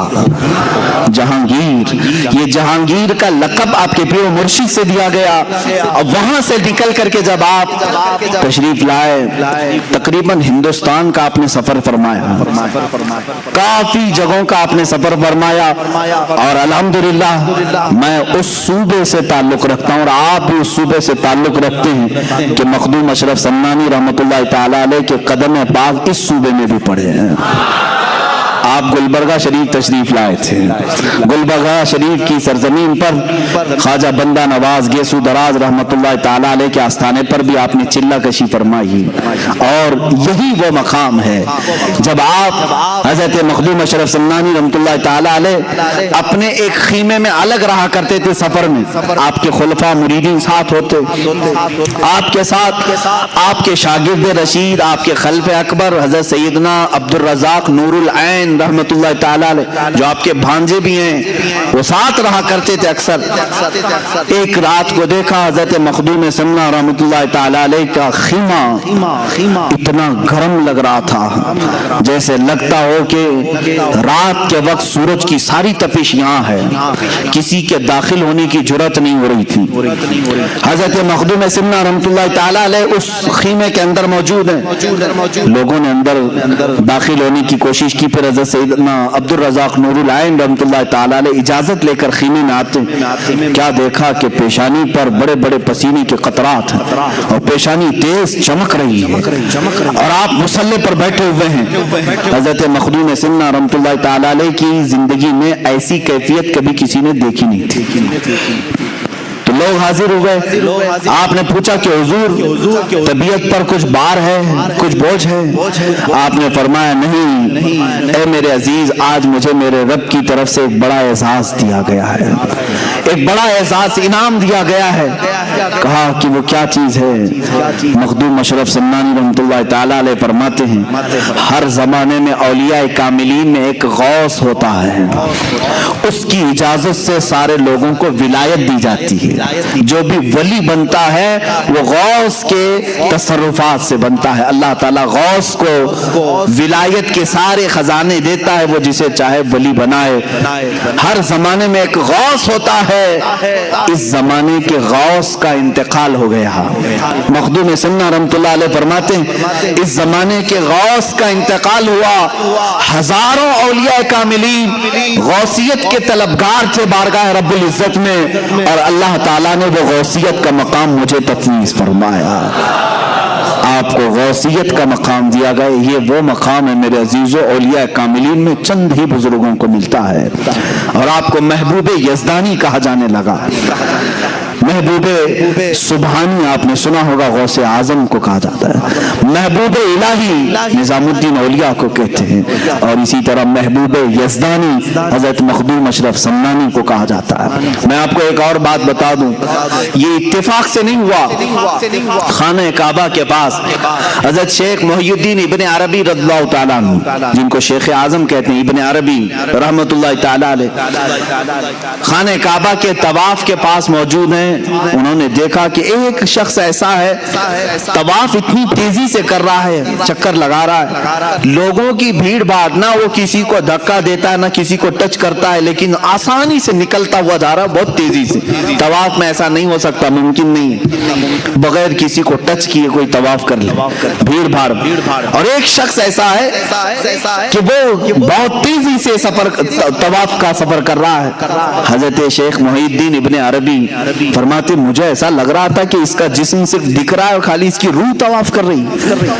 جسم اگر ہے تو پھر ایک دوسرے سے ٹچ ہوگا، لوگ ہٹیں گے، دھکا مکی ہوگی، لیکن یہ بغیر کسی کو ہٹائے بھیڑ بھاڑ میں طواف بھی کر رہا ہے آسانی سے. جب طواف مکمل ہو گیا، شیخ ابن عربی رحمت اللہ تعالیٰ علیہ اس شخص کے پاس حاضر ہوتے ہیں اور سلام کر کے پوچھتے ہیں کہ آپ کا نام کیا ہے، آپ کون ہیں؟ تو انہوں نے کہا میں ابو بکر سبتی ہوں. یہ شیخ سیدنا ابو بکر سبتی تھے. شیخ محی الدین ابن عربی رحمت اللہ تعالیٰ علیہ اسی وقت سمجھ گئے کہ یہ کون ہے. ابو بکر سبتی اس وقت کے غوث تھے. کہا میں اس زمانے میں اس وقت کا غوث ہوں. کہا کہ حضور آپ کے بعد؟ کہا میرے بعد جلال الدین غوث ہوں گے, ان کے بعد مخدوم اشرف سمنانی غوث ہوں گے. یہ آپ کی غوثیت سے تقریباً 50 سال پہلے کی بات ہے یا 100 سال پہلے کی بات ہے, جب ہی آپ کے غوث ہونے کی بشارت دے دی گئی تھی, وہ بھی خانہ کعبہ کے طواف کے دوران. عزیزان گرامی, گلبرگہ شریف کی سرزمین پر آپ کو غوثیت کا تاج بھی رکھا گیا. اللہ تعالیٰ اس زمین سے ہماری وابستگی کو سدا قائم رکھے. سلطان مخدوم اشرف سمنانی رحمۃ اللہ تعالی علیہ جب گلبرگہ شریف سے نکل کر پھر اتر پردیش کی سرزمین پر تشریف لائے, جونپور اس کا نام تھا. جونپور کی ریاست کہلائی جاتی تھی. ریاست جونپور مشہور ہے, یعنی جیسے ابھی یو پی پورا اسٹیٹ ہے, اس وقت ایک اسٹیٹ کا نام تھا جونپور. یہ گاؤں نہیں, آج وہ گاؤں بن کر کے رہ گیا ہے, پہلے ایک اسٹیٹ کا نام تھا, اس میں ضلع آتے تھے. جونپور آپ تشریف لائے. دیکھیں میرے عزیزوں, بڑے سے بڑے اکابر اولیاء کاملین کے ساتھ آزمائشیں ہوئی ہیں. مخالفین, حاسدین, اعتراض کرنے والے ہر زمانے میں رہے, اور آپ کے ساتھ بھی رہے, جبکہ آپ کے چہرے پر اتنے جلال ہوتے تھے. اولیاء کاملین میں جو جلالی بزرگ ہیں ان میں سے مخدوم سمنانی رحمۃ اللہ علیہ, کیونکہ آپ اوحد الدین کہلائے ہیں. آپ مجرد رہے, پوری زندگی آپ نے شادی نہیں فرمائی, اس قلب میں کسی دوسرے کی محبت کو شامل ہی نہیں کیا. مخدوم سمنا رحمۃ اللہ تعالی علیہ. اور اس طرح کے جو بزرگان دین ہیں وہ عموماً جلالی ہوا کرتے ہیں, جیسے حضرت مخدوم علاء الدین صابر کلیری رحمۃ اللہ تعالی علیہ, کافی جلالی بزرگ تھے. آپ کے ہی متعلق مشہور ہے, حضرت نظام الدین اولیاء کے پاس آپ کی خلافت نامہ لکھا گیا تھا. رات کا وقت تھا, چراغ کی روشنی میں نظام الدین اولیاء رحمۃ اللہ تعالی علیہ نے صابر کلیری کو کہا کہ پڑھ کر کے سناؤ. آپ پڑھنے لگے, چراغ بجھ گیا, اندھیرا ہو گیا. حضرت صابر کلیری رحمۃ اللہ علیہ نے تھوڑا سا اس چراغ کی طرف گھور کر کے یوں دیکھا, اور چراغ بھڑک اٹھا, جل اٹھا. نظام الدین اولیاء رحمۃ اللہ تعالی علیہ نے خلافت نامہ واپس لے لیا. کہا ابھی نہیں, اس طرح تمہاری آنکھوں سے نہ جانے کتنے جل جائیں گے, اور جلال کو کم کرنے کی ضرورت ہے. تو یہ جو جلالی بزرگان دین ہیں ان میں سے مخدوم سمنا رحمۃ اللہ تعالی علیہ. لیکن حد ہے حاسدین کی, اس پائے کے جلالی بزرگوں کا بھی پیچھا نہیں چھوڑتے. لوگ آج پریشان ہوتے ہیں حاسدین سے. اتنے بڑے بزرگ کے حاسدین کا میں اگر آپ کو بتاؤں کیا کیا نہیں کیا آپ کے ساتھ. مخدوم سمنا رحمۃ اللہ تعالی علیہ جس وقت جونپور تشریف لائے, وہاں ایک بزرگ تھے چراغ ہند, جن کو صدر الدین چراغ ہند رحمۃ اللہ تعالی, بڑے بزرگ ہیں. لیکن زمانے کا آپس کا معاملہ ہوتا ہے, میں بڑا تو بڑا کا معاملہ کبھی کبھار آ جاتا ہے, انسانی فطرت کا تقاضا ہے. وہ ان کا پرانا علاقہ تھا, ان کے مریدین تھے. اچانک مخدوم اشرف ان کے علاقے میں آئے. کچھ لوگوں کو تکلیف اسی بات کی ہوتی ہے, میرے کھیت میں دوسرا کیوں چرنے آیا. ہوتا ہے 40 سال سے ہم پورے شہر کو سنبھال رہے تھے, اچانک یہ بکرا کہاں سے آیا. اس طرح کا حسد بھی آ جاتا ہے, یہ انسانی فطرت کا تقاضا ہے. چراغ ہند رحمۃ اللہ تعالی علیہ وہ بزرگ بھی ہیں, میں ان کی بیعت بھی نہیں کر رہا ہوں, لیکن مخدوم سمنا ہے, وال رسول بھی. مخدوم جہانگیر اشرف سمنانی رحمۃ اللہ تعالی علیہ جس وقت جونپور تشریف آئے, لوگ جھوک در جھوک آپ کے مرید بن رہے تھے, کیونکہ چہرے میں وہ نیر تاباں تھا کہ لوگ دیکھتے تو گناہوں سے دور ہو جاتے, اپنے میل کچیل کو دھل دیتے ہیں, اور صرف ایک صحبت کافی ہوتی تھی کہ لوگ صرف مرید نہیں ولی کامل بنتے تھے. مخدوم سمنا کی صحبت بہتوں کو اعلیٰ مقام تک پہنچائی. اس زمانے میں ایک عالم دین تھے مولانا کبیر الدین. اس وقت مولانا کبیر الدین صاحب ایک خواب دیکھتے ہیں, خواب میں انہوں نے ایک بزرگ کا چہرہ دیکھا, سرخ بال ہیں, چہرہ پورا چمک رہا ہے, جب وہ مسکراتے ہیں تو رخساروں پر انار کی سرخی آتی ہے. اور اس بزرگ نے کہا کہ میں تیرا مرشد ہوں. مولانا کبیر الدین صاحب اس وقت تک مرید نہیں ہوئے تھے, تھے। صبح اٹھتے ہیں پوچھتے ہیں علاقے میں سب سے بڑے بزرگ کون ہیں؟ لوگوں نے کہا حضرت صدر الدین چراغ ہند رحمۃ اللہ علیہ سب سے بڑے بزرگ۔ مولانا کبیر الدین ان کی تلاش میں گئے، چراغ ہند کی بارگاہ میں گئے تو واقعی وہ بڑے کمال کے بزرگ تھے، لوگوں کا جمگٹا تھا، تبلیغ تربیت سب ہو رہی تھی، لیکن خواب میں جو دیکھے تھے وہ نہیں تھے۔ مولانا کبیر الدین نے کہا میں نے خواب میں جو بزرگ کو دیکھا وہ یہ نہیں ہے، تو وہ وہاں سے اٹھ کر کے چلے آئے، کہا کہ میں یہ بزرگ کو خواب میں نہیں دیکھا۔ چراغ ہند رحمۃ اللہ علیہ نے پوچھا یہ مولوی کیوں آیا تھا؟ کہا کہ حضور بیعت کرنے کے لیے آیا تھا۔ کہا پھر کیوں نہیں ہوا؟ کہا پتہ نہیں، اس نے کچھ اور چہرہ دیکھا ہے۔ تو چراغ ہند ناراض ہوئے، پوچھا کہ دیکھو یہ جاتا کہاں ہے؟ مولوی صاحب کہاں آئے؟ مولانا کبیر الدین سیدھے مخدوم اشرف کے پاس آئے۔ اس وقت آپ ایک مسجد میں جلوہ بار تھے چند مریدین کے ساتھ، جیسی مسجد میں مولانا کبیر الدین آئے پہلی نظر میں پہچان لیا خواب میں آنے والے یہی بزرگ تھے۔ خواب میں تشریف لائے، مخدوم سمنا کے پاس اپنا سب کچھ نچھاور کر دیا اور سلسلہ اشرفیہ میں داخل ہوئے، مخدوم سمنا کے ہاتھ پر بیعت کیا، اور اسی بیعت کے تھوڑی دیر کے بعد چرچا ہو گیا مولانا کبیر الدین چراغ ہند سے مرید ہونے گئے تھے لیکن ان کی محفل سے اٹھ کر کے آئے مخدوم سمنا کے مرید ہو گئے۔ چراغ ہند پرانے بزرگ ہیں، مخدوم سمنا نئے بزرگ ہیں، ابھی ابھی آئے ہوئے ہیں۔ یہ بات پھیلی، چراغ ہند رحمۃ اللہ تعالی علیہ کے پاس لوگوں نے کہا آپ کی تو توہین ہو گئی، آپ کی مجلس چھوڑ کے مولوی چلا گیا۔ کہا کہ وہ کبیر الدین جوانی میں، وہ کبیر الدین جو ہے وہ جوانی میں مر جائے گا، گیا ہے مجھے چھوڑ کر جوانی میں مر جائے گا۔ وہ ولی کی زبان سے نکلی ہوئی بات تھی۔ مولانا کبیر الدین کو جب سنایا گیا کہ انہوں نے تو تمہارے لیے یہ جملہ کہہ دیا کہ کبیر الدین جوانی میں مر جائے گا، تو اپنے پیر و مرشد کی بارگاہ میں آئے ملول خاطر ہو کر، کہا کہ حضور بڑی بات ہو گئی، چراغ ہند نے میرے متعلق یہ کہا۔ مخدوم سمنا رحمۃ اللہ تعالی علیہ کی بات دیکھیں، کہا تم کیا چاہتے ہو؟ اپنے مرید سے کہا تم کیا چاہتے ہو؟ تم بھی اپنی زبان سے کچھ نہ کچھ بولو اور اللہ اسے پورا کرے گا، اللہ اسے پورا کرے گا۔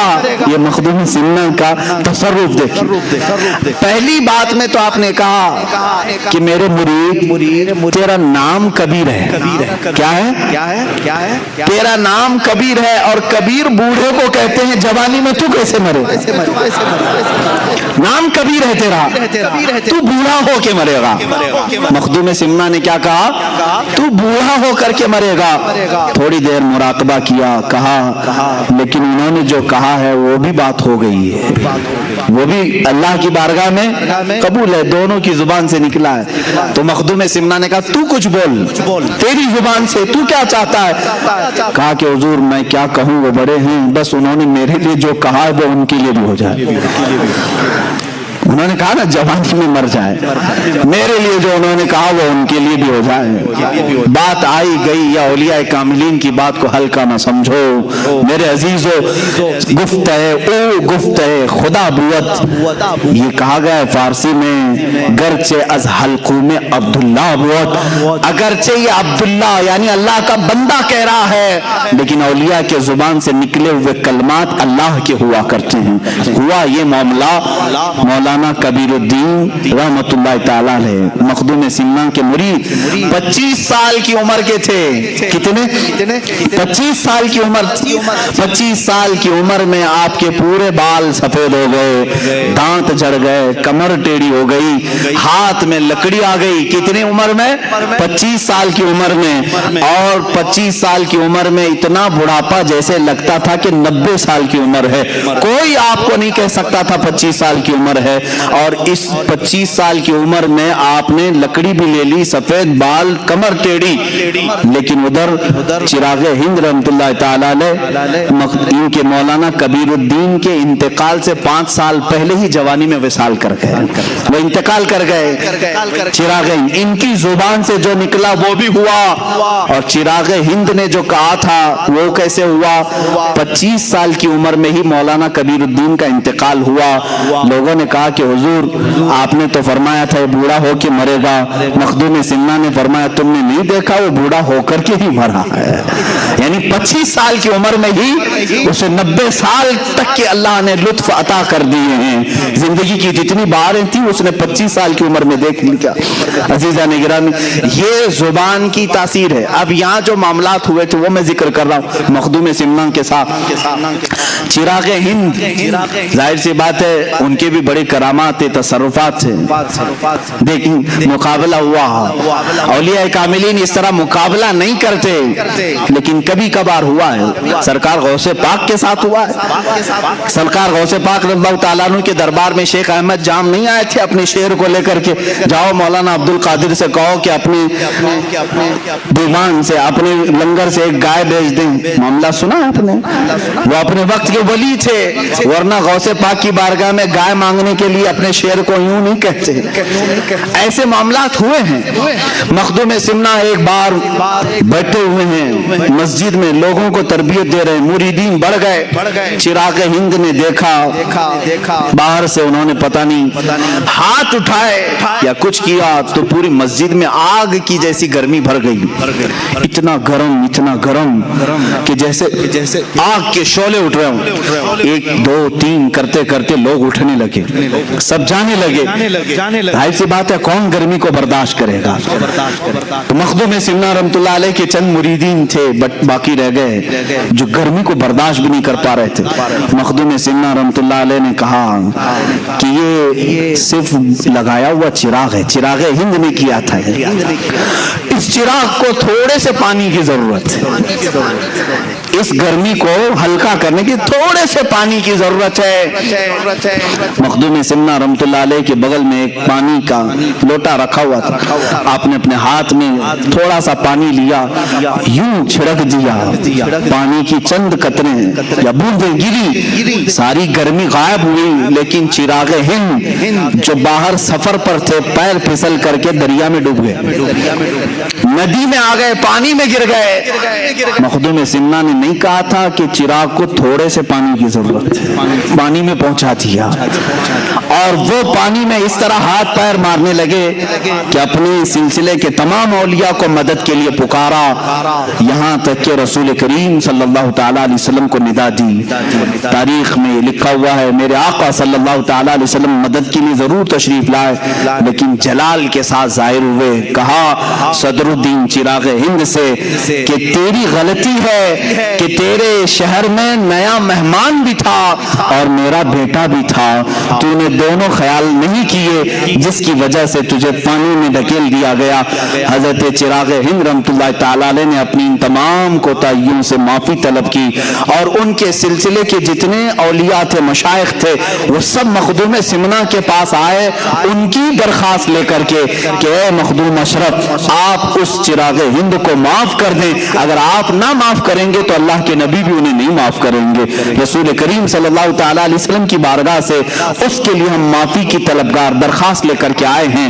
یہ سلسلے کے بڑے مشائخ کو دیکھا، ان کی روحیں آئی ہوئی ہیں. مخدوم سمنا رحمۃ اللہ تعالیٰ علیہ نے انہیں معاف فرمایا، وہ پانی سے باہر نکلے اور پھر میرے آقا سرکار مخدوم پاک کی قدموں میں تشریف لائے اور زندگی بھر پھر آپ کے احترام اور ادب بھی کرتے رہے. اولیاء کاملین کے زمانے میں ایسے حالات ہوئے. سرکار غوث پاک کی بارگاہ میں ایک معاملہ ایسا ہوا تھا، آپ نے منبر پر کھڑے ہو کر کے اعلان فرمایا میرا یہ قدم تمام اولیاء کی گردنوں پر ہے. سارے جو اولیاء تھے سب نے اپنی گردن جھکائی، بلکہ بعضوں نے کہا بل علی رأسی وعلی عینی، بلکہ ہماری آنکھوں پر بھی ہمارے سروں پر بھی اے غوث آپ کا قدم ہو. سرکار مفتی اعظم ہند نے یوں فرمایا یہ دل یہ جگر ہے، یہ آنکھیں یہ سر ہے، جہاں چاہو رکھو قدم غوث اعظم. اولیاء کاملین نے قبول کیا. لیکن اس زمانے میں ایک بزرگ تھے، ان کا بھی بڑا مشہور معاملہ تھا، لوگ ان کے ارد گرد بہت ہوتے تھے. انہوں نے کہا میں شیخ عبد القادر جیلانی کے قدم کو اپنی گردن پر نہیں محسوس کرتا، میں ان کے قدم کو نہیں مانتا. اتنا کہنا تھا. غوث پاک کی بارگاہ میں جب ان کے متعلق کہا گیا، آپ نے اعلان فرمایا اگر میرا قدم اس کی گردن پر نہیں ہے تو پھر کسی خنزیر کا ہوگا، کسی غلیظ جانور کا قدم ہوگا. اللہ کے ولی اور وہ بھی غوثیت ماپ سے نکلی ہوئی یہ زبان کے جملوں کو اور کلمات کو دیکھیں. ان کا حال ایسا ہوا کہ وہ ایک عورت کے عشق میں گرفتار ہوئے، خانقاہ چھوڑ دیا، مریدین چھوڑ دیے، اس لڑکی کے چکر میں آپ در بدر بھٹکتے رہے. ایک وقت ایسا آیا کہ وہ لڑکی عیسائی تھی, کرسچن تھی. اس کے باپ نے شادی کرنے کو رضامندی کا اظہار بھی کیا, لیکن ایک شرط پر کہ اس کے پالے ہوئے خنزیر تھے وہ چرانے پڑیں گے. انہوں نے چرایا بھی, اور ایک دن خنزیر کے بچے کو اپنے گردن پر رکھ کر کے لا بھی رہے تھے. ان کے ایک مرید نے دیکھا جو اس وقت تک وابستہ تھے, باقی سب چھوڑ دیے تھے کیونکہ ایک عورت کے عشق میں یہ پیر اپنے خانقاہ چھوڑ دیا ہے. اس پیر نے رو کر کے کہا, سلطان غوث العظم دستگیر رحمت اللہ تعالی علیہ کی زبان سے نکلے ہوئے کلمات میں نے دیکھ لیا. ان کا قدم اگر ان کی گردن پر نہیں ہے تو پھر خنزیر کا گردن پر ان کے قدم آ ہی گیا. اسی دن ان کو احساس بھی ہوا اور وہ وہاں سے دوڑے دوڑے غوثیت مآب میں حاضر ہوئے اور توبہ کیا, اور ان کی سلب کی ہوئی ولایت پھر واپس اللہ نے عطا بھی فرمائی. عزیزان گرامی, اس طرح جو وقت کا غوث ہوتا ہے اس سے اگر کوئی ٹکر لیتا ہے تو اس کی تمام تر نعمتیں چھین لی جاتی ہیں. مخدوم سمنا رحمت اللہ تعالی علیہ اپنے وقت کی غوثیت کے مقام پر فائز تھے. جنہوں نے بھی ٹکر لی ہے وہ ہمیشہ کے لیے خائب و خاسر ہوئے. مخدوم سمنا رحمت اللہ تعالی علیہ کے ساتھ لوگوں نے بہت سارے معاملات کیے. مولویوں نے بھی اس زمانے کے مناظرے کرنے کی کوشش کی. ایک مولانا صاحب تھے اس زمانے میں, جب مخدوم سمنا رحمت اللہ تعالی علیہ تشریف لائے تو سارے علماء کو لے کر کے انہوں نے کہا کہ میں ایسا اس آئے ہوئے جو فقیر ہیں مناظرہ کروں گا کہ یہ جواب ہی نہیں دے سکیں گے. تو دعوت دی اور ایک بڑی مسجد میں انہوں نے بلایا. مخدوم سمنا رحمت اللہ علیہ فقیرانہ لباس میں ہوا کرتے, اپنے چند مریدین کے ساتھ آئے, اور جب آنے لگے تو وہ جو بڑے مفتی صاحب تھے, بڑے مولوی صاحب تھے, وہ بڑے ایک مسند پر بیٹھے اور ان کے سارے شاگرد آس پاس تھے. مخدوم سمنا جب داخل ہونے لگے تو آپ پہلے داخل ہوئے, تھوڑی دیر کے بعد آپ کی ایک دوسری شکل داخل ہوئی, تیسری شکل داخل ہوئی, چوتھی شکل داخل ہوئی. سب دیکھنے میں مخدوم سمنا کی طرح ہی دکھ رہے ہیں. جو مسجد میں آ رہا ہے مخدوم اشرف سمنانی کی طرح دکھ رہا ہے. مولوی صاحب گھبرائے, دیکھتے رہے یہ کتنے سمنانی آ رہے ہیں. ہم نے ایک مخدوم اشرف کو بلایا تھا, اشرف کو, یہاں آ ہی رہے, یہاں تک کہ گھنٹہ گزر گیا. اس محفل میں 100 سمنانی داخل ہوئے, 100 شکلیں آئی. مخدوم اشرف سمنانی رحمت اللہ تعالی علیہ اپنی کرسی کی طرف بڑھتے ہوئے مولوی صاحب کو مخاطب کر کے اتنا ہی پوچھا, مولانا صاحب آپ نے بہت سارے سوالات جمع کیے ہیں, اس میں سے کون سی شکل سے کون سا سوال کرو گے؟ وہ تنہا تھے مخدوم سمنا, لیکن اللہ رب العزت کا یہ تصرف ہے. یہی تو ہم کہتے ہیں میرے آقا صلی اللہ تعالی علیہ وسلم اپنے ہر غلام کی قبر میں تشریف لاتے ہیں. یہ نہیں کہ ذات کے ٹکڑے ہوتے ہیں, آدھا ادھر آدھا ادھر. سورج جب ایک بار نکلتا ہے تو مدینے میں بھی چمکتا ہے, ہند میں بھی چمکتا ہے, وہ امریکہ میں بھی ہے, افریقہ میں بھی ہے. ہر علاقے کو یکساں اپنی سورج کی روشنی پہنچاتا ہے. اللہ تعالیٰ اولیاء کاملین کو بھی یہ تصرف عطا کرتا ہے, وہ بیک وقت 100 جگہ پر بھی حاضر ہو سکتے ہیں, 1000 جگہ پر بھی حاضر ہو سکتے ہیں. یہ بعض اولیاء کاملین کے تصرفات ہیں. وہ مولوی صاحب نے توبہ کیا اور پھر مرید بھی ہوئے, داخل سلسلہ بھی ہوئے. حضرت مخدوم سمنا رحمت اللہ تعالی علیہ کا حال یہ تھا کہ آپ کے ساتھ سواریاں چلتی تھی, گھوڑے, اونٹ. ایک بار آپ آئے, رات کا وقت تھا, ایک علاقے میں مسجد میں اندر قیام کیا اور صحن مسجد میں گھوڑوں کو باندھ دیا. گاؤں میں بات مشہور ہوئی, ایک نیا مہمان آیا, فقیر ہے, لیکن انہوں نے گھوڑے مسجد کے پاس باندھ دی, صحن میں, مسجد کے صحن میں باندھ دی. جو مولوی حضرات تھے, طلبہ تھے, سب دوڑے دوڑے آئے. کہا کہ ایسا فقیر, ایسا مرد قلندر, اگر تم اللہ کے ولی ہو تو یہ مسجد کی بے حرمتی نہیں ہو جاتی کہ جانور باندھے. مخدوم سمنا رحمت اللہ تعالی علیہ بیٹھے تھے. تھوڑی دیر میں ایک گھوڑے نے سر ہلایا, اپنے ایک مرید سے کہا اپنے اس گھوڑے کو لے جاؤ, یہ اپنی پیشاب کی شکایت کر رہا ہے, اس کو پیشاب کروایا گیا. تھوڑی دیر کے بعد ایک گھوڑے نے سر ہلایا, مخدوم سمنا نے کہا اس گھوڑے کو لے جاؤ, یہ لید کرنا چاہتا ہے. جو شکایتیں ہوتی رہی, تھوڑی دیر تک ان گھوڑوں کو, اونٹوں کو باہر لے جایا جاتا تھا, ان کو فارغ کر کے لایا جاتا تھا. تمام علماء اور مولوی حضرات بیٹھے تھے, انہوں نے دیکھا یہ کیا ہے. مخدوم سمنا نے فرمایا مسجد میں جانور کو اسی لیے نہیں لایا جانا چاہیے کہ وہ ناپاکی کریں گے, لیکن میرے گھوڑے ایسے ہیں کہ ان میں سے ایک بھی نہ پیشاب کرے گا نہ پخانہ کرے گا. انہیں جب ضرورت ضرورت ہوگی یہ مجھے اشارہ کریں گے اور ان کا جہاں مقام ہوگا وہیں اپنی یہ غلاظت بھی کریں گے. تم دیکھ لو فجر تک ان میں سے ایک گھوڑا بھی لید نہیں ڈالے گا اور نہ ہی پیشاب کا ایک قطرہ ڈالے گا. اس کے باوجود پھر بھی جانوروں کو مسجدوں میں نہیں لانا چاہیے. لیکن ہم مسافر ہیں, ہمارے پاس جگہ کی تنگی تھی, ہم نے یہ عذر کی وجہ سے یہاں پر رکھا ہے. مخدوم سمنا رحمۃ اللہ تعالی علیہ کا تصرف جانوروں پر بھی تھا, جانور بھی آپ کے مطیع و فرما بردار تھے. ایک علاقے میں آپ کے ساتھ مذاق بھی کیا گیا تھا لیکن وہ مذاق حقیقت ہو گئی. کچھ اوباش نوجوانوں نے ایک جنازہ تیار کیا اور کہا کہ ڈپلیکیٹ مردے کو رکھ کر کے, یعنی زندہ آدمی کو رکھ کر کے یہ مخدوم اشرف سمنانی سے کہیں گے جنازہ پڑھا دیجیے. جب وہ نماز پڑھانے لگیں یہ مردہ اٹھے گا, تالیاں بجائیں گے, سب مذاق اڑائیں گے. اللہ کے ولی کا مذاق. اسی لیے میرے آقا صلی اللہ علیہ وسلم نے فرمایا من عادى لي وليا فقد آذنته بالحرب, جو میرے کسی ولی سے دشمنی کرتا ہے میں اس کے ساتھ جنگ کا اعلان کرتا ہوں. اللہ سے کون جنگ کرے گا؟ اللہ کے ولیوں سے جس نے دشمنی مول لی گویا کہ وہ اللہ کے ساتھ جنگ کرنا چاہتا ہے. تو مخدوم سمنا رحمۃ اللہ تعالی علیہ کو لوگوں نے اصرار کر کے بلایا, آپ آئیے جنازہ پڑھائیے, ہمارے علاقے میں انتقال ہو گیا. جنازہ لایا, صفیں لگائی, آپ منع کرتے رہے, زبردستی آپ کو امام بنا کر کھڑا کیا گیا. آپ نے تکبیر باندھی, چاروں تکبیریں دی, سلام پھیرا اور کہا لے جاؤ دفن کرو. بیچ نماز میں وہ لوگ سوچتے رہے یہ اٹھے گا مردہ اور تالیاں بجائے گا مذاق, لیکن وہ اٹھا ہی نہیں. جب سب سلام پھیر دیے مخدوم سمنا نے مخاطب کر کے کہا اے لوگوں مجھے معلوم ہے تم نے جنازے میں کیا رکھ کر لایا تھا, مجھے معلوم ہے, لیکن اللہ تعالیٰ اپنے کسی بھی ولی کا مذاق گوارا نہیں فرماتا. تم نے اسے کفن پہنایا اور اللہ نے اسے حقیقی موت کا لباس پہنایا.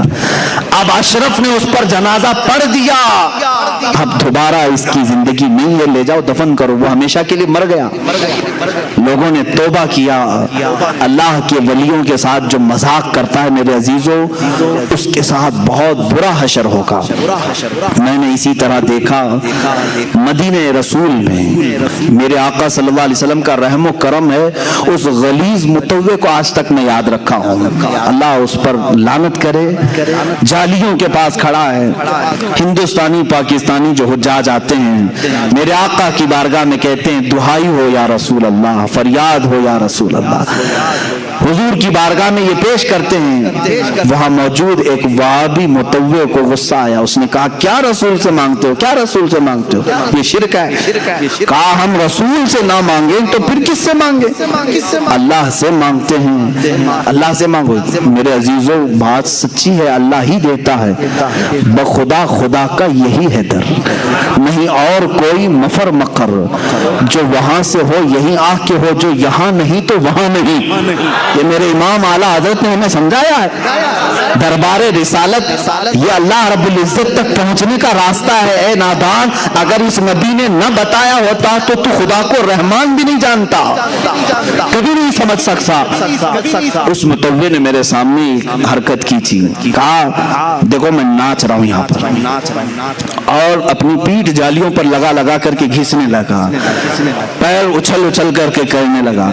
یہ کسی کو نفع بھی نہیں دے سکتے, نقصان بھی نہیں دے سکتے. دیکھو میں اگر کچھ ہونا تھا تو میرے ساتھ ہو جاتا.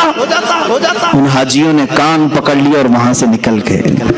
میرے عزیزوں کچھ لوگ میرے ساتھ تھے, انہوں نے کہا پوچھا بھی کہ حضرت یہ اتنی بدتمیزی کر رہا ہے, گستاخی کر رہا ہے, عذاب آ جانا چاہیے. مجھے اس وقت ہمارے ایک بزرگ کی بات یاد آئی. میں نے ان سے بھی یہ سوال کیا تھا کہ ان پر اللہ کا عذاب کیوں نہیں آتا. انہوں نے کہا بیٹا اللہ کا عذاب کیا تم سمجھتے پتھر آ جائیں, بارش آگ کی نازل ہو جائے, زمین پھٹ جائے, یہی اللہ کا عذاب ہے؟ کہا یہ دکھنے والے عذاب ہے. اللہ کا اگر سب سے بڑا کوئی عذاب ہے تو اپنے گھر کے قریب رکھ کر کے بھی ایمان کی دولت ختم کرتا ہے. اس عذاب میں تو وہ مبتلا ہے. اللہ نے ایمان سلب کر لیا ہے, اس کا ختم ہو چکا ہے. یہ سب سے بڑے عذاب میں گرفتار ہے. اسی طرح میرے عزیزوں جنہوں نے اولیاء کاملین سے دشمنی کی اللہ تعالیٰ ان کا خاتمہ برا کر دیتا ہے. ہے. وہ اس دنیا کی نعمتوں سے تو لطف اندوز ہو سکتے ہیں لیکن قیامت کے دن وہ خائب و خاسر اٹھیں گے. اللہ کے ولیوں سے دشمنی نہ لو. مخدوم سمنا رحمۃ اللہ تعالی علیہ کا مذاق کرنے کی کوشش کی گئی لیکن جنازے میں ہمیشہ کے لیے آدمی سو گیا. کچھ لوگ ایسے بھی ہیں آج جو اولیاء کے تصرفات اور ان کی کرامات کے منکر ہیں. قرآن ان کی کرامات کی گواہی دے رہا ہے. سلیمان علیہ السلام کی امتیوں میں ایک امتی ایسا ہے کہ سبا بلقیس کا تخت ملک یمن سے فلسطین میں ایک لمحے میں نہیں پلک جھپکنے سے پہلے حاضر کرتا ہے. یہ قرآن کی آیت ہے. قرآن ولیوں کی کرامت کا ذکر کر رہا ہے. اور یہ آج کل کے لوگ جو اولیاء کاملین کے منکر ہیں یہ در حقیقت اللہ کے ولیوں کی دشمنی پال رہے ہیں. یاد رکھنا رب تبارک و تعالیٰ کی پکڑ اور اس کا انتقام بہت سخت ہوتا ہے. تم جب اپنے کسی دوست کی توہین برداشت نہیں کر سکتے اللہ اپنے دوستوں کی توہین کیسے گوارا فرمائے گا. وہ ضرور تم سے بدلہ لے گا انتقام اور وہ منتقم حقیقی ہے.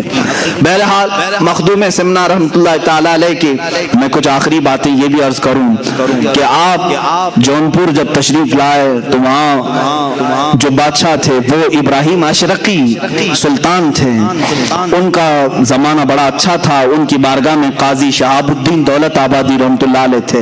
انہوں نے مخدوم سمنا رحمۃ اللہ تعالی علیہ کی بڑی عزت کی, بڑا پرتپاک استقبال کیا اور بادشاہ ابراہیم اشرقی بھی مخدوم سمنا رحمۃ اللہ تعالی علیہ کے سلسلے میں داخل ہوئے اور انہوں نے یہ گزارش کی تھی کہ حضور آپ یہاں ہمیشہ کے لیے اپنا مسکن بنائیں. مخدوم سمنا رحمۃ اللہ تعالی علیہ نے ان کی ارادت اور ان کی عقیدت کو دیکھ کر کے یہ فرمایا تھا کہ اے ابراہیم میں تجھ سے یہ وعدہ کرتا ہوں کہ میں تیرے حدود سلطنت سے باہر کہیں نہیں آرام کروں گا. جب میرا آخری وقت آئے گا تو میں آرام تیری حدود سلطنت کے اندر ہی کروں گا. اور وہی ہوا. آج جو کہ چوچا شریف ہے وہ جونپور کی ریاست کے اندر آتا تھا. اب آپ کو میں یہ بھی بتا دوں بسکھاری نام سنا ہوگا آپ نے یا کچوچا شریف جو جاتے ہیں انہیں معلوم ہونا چاہیے دو قصبے وہاں مشہور ہیں. ایک بسکھاری ہے یہ کچوچا شریف سے پہلے آتا ہے اور اس کے بعد کچوچا شریف ہے. کچوچا شریف اور بسکھاری یہ دونوں اس وقت اتر پردیش میں ہیں. فیض آباد ہوا کرتا تھا ضلع, اب اس کو امبیڈکر نگر کیا گیا. ان کو ناموں کو بدلنے کی بڑی وہ پڑی ہوئی ہے. یہ سمجھتے ہیں کہ نام بدلنے تاریخ بدل جائے گی. یہ ایسی ہی ہے جیسے ایک پرندہ ہے. پرندہ وہ کون سا پرندہ ہے میں اس کا نام بھول رہا ہوں, بگلا ہے یا کوئی بھی. جب شکاری قریب میں آتا ہے تو پروں میں اپنا منہ چھپا لیتا ہے اور یہ سمجھتا ہے اب میں چھپ گیا, اب مجھے شکاری نہیں دیکھ رہا ہے. خالی منہ چھپ جانے سے پورا وجود نہیں چھپتا. الہ آباد کو بدل دینے سے اس کی حقیقت کبھی نہیں بدلے گی. آپ جتنے بھی ناموں کی تبدیلی کا آج راگ الاپ رہے ہو, ابھی اتر پردیش میں پھر سنا کہ لکھنؤ میں کسی ایک میوزیم کا نام بدل دیا, علی نگر کو آریہ نگر کر دیا, مغل سرائے جو ایک اسٹیشن تھا دین دیال اپادھیائے, جتنے بھی نام تم تبدیل کرتے جاؤ ٹھیک ہے. آج تمہارا وقت ہے, انشاءاللہ ہمارا دور آئے گا. ہم ناموں کی تبدیلی کو اصل نہیں سمجھتے. اولیاء کاملین یہاں پر آئے ہیں تو انہوں نے گاؤں کے شہر کے نام نہیں بدلے بلکہ زنگ آلود دلوں کو انہوں نے بدلا ہے.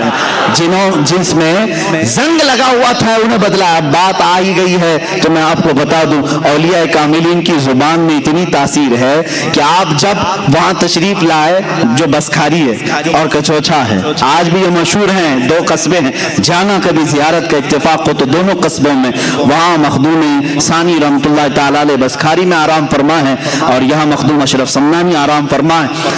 آپ مخدوم سمنا کا گزر اس بسکھاری سے ہو رہا تھا, لوگوں نے پانی پیش کیا, پانی کھا رہا تھا.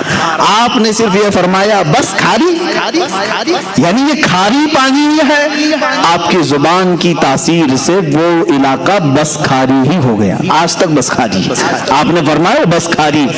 تھوڑا آپ آگے گزرے, آپ آگے آئے تو لوگوں نے پانی پیش کیا تو آپ نے فرمایا کچھ اچھا ہے. کیا فرمایا؟ کچھ اچھا ہے. یہ کچھ اچھا ہی کہ چوچا شریف بن گیا ہے. کچھوچا کا وجہ تسمیہ میں نے آج بیان کیا ہے۔ الحمدللہ ہمارے دلوں کی عقیدت کچھوچا سے بھی وابستہ ہے اور شہر بریلی سے بھی برابر وابستہ ہے۔ ہم جھگڑے اور فسادات والے ان نام نہاد تفرقہ باز لوگوں میں سے نہیں ہیں۔ الحمدللہ ہمارے اکابرین نے ہمیں تمام مشائخ کا ادب و احترام سکھایا ہے۔ آج اگر کچھ لوگ اس طرح کی تقسیم کے قائل ہیں تو میں ان کی تردید کرتا ہوں۔ ایک طرف مخدوم سنہ ہیں اور اگر ایک طرف اعلیٰ حضرت فاضل بریلوی ہیں تو کبھی کمپیئر مت کرنا کہ یہ بزرگ کون ہے، یہ بزرگ کون ہے۔ تمہاری حیثیت کیا ہے ان اولیاء کے مقام کو ناپنے کی، ان اولیاء کرام کے مقامات کو ناپنے کی؟ اعلیٰ حضرت فاضل بریلوی رضی اللہ تعالیٰ عنہ وہ ہیں کہ مخدوم سنہ سے وابستہ ہر شہزادے کا ادب و احترام فرماتے تھے۔ حضرت محدث اعظم کچھوچوی رحمۃ اللہ تعالیٰ علیہ کو آپ نے جب بھی درسگاہ پر رکھا ہے، اعلیٰ حضرت رضی اللہ تعالیٰ عنہ کبھی کرسی پر نہیں بیٹھتے تھے، اس لیے کہ مخدوم سنہ کے یہ آستانے سے وابستہ شہزادہ ہے۔ اعلیٰ حضرت رضی اللہ تعالیٰ عنہ نے وہاں کا ادب سکھایا ہے۔ اور کچھوچا شریف کے بزرگان دی جو سادات کرام ہیں، انہوں نے ہمیں کبھی بریلی کی نفرت نہیں ڈالی۔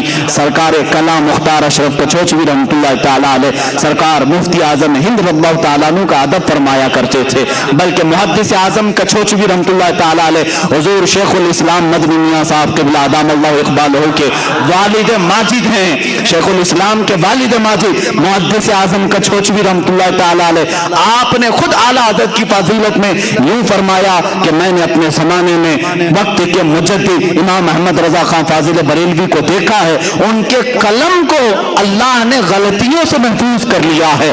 یہ کسی اور نے نہیں کہا، کہ کچھوچا شریف نے ہمیں یہ سکھایا ہے۔ میرے عزیزو، اگر کہیں نفرت آتی ہے تو سمجھ لینا کہ بیچ میں کوئی شیطان داخل ہو رہا ہے۔ ہم نے بریلی میں کچھوچا کی محبت سیکھی اور کچھوچا میں جا کر بریلی کی عظمت سیکھی ہے۔ الحمدللہ چند سال پہلے میں کچھوچا شریف کے عرس میں بھی حاضر تھا، بریلی شریف کے عرس میں بھی ہم حاضر ہوتے ہیں۔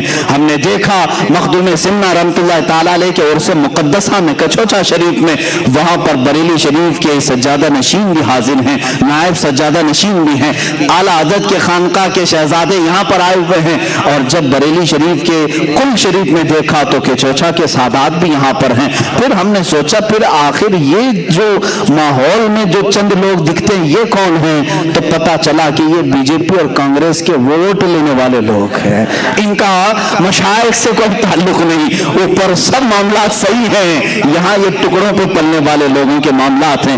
اسی لیے میرے عزیزو، ان معاملات میں ہمیشہ الرٹ رہو، اس لیے کہ آپ دیکھتے ہیں یہ جے جے جے جے جے کرتے بی جے پی کے جھنڈے لیے، جے جے جے جے کرتے کانگریس کے جھنڈے لیے، یہاں جا کر کے دیکھا تو ایسا لگا کہ یہ مودی کو پتہ نہیں کہاں سے کہاں نیچے اتار دے گا، پھر اسی شخص کو یہاں دیکھا تو ایسا لگا کہ کانگریس کو پتہ نہیں کہاں سے کہاں اتارے گا۔ یہ دونوں طرف کا آدمی ہے اور دونوں طرف بھی بجاتا ہے۔ اسی طرح سلاسل میں بھی کچھ لوگ داخل ہوتے ہیں، ادھر بھی اور ادھر بھی، اور دونوں کے درمیان نفرت پیدا کرنے کے لیے کبھی ان کی مخالفت یہاں آ کر کے کرتے ہیں، کبھی ان کی مخالفت وہاں جا کر کے کرتے ہیں۔ اللہ کا بڑا انعام و اکرام ہے ہمارے ان مشائخ پر جنہوں نے ہمیں درمیانی راستہ عطا فرمایا ہے۔ ہمارے لیے تاج الشریعہ بھی ہیں اور شیخ الاسلام بھی ہیں۔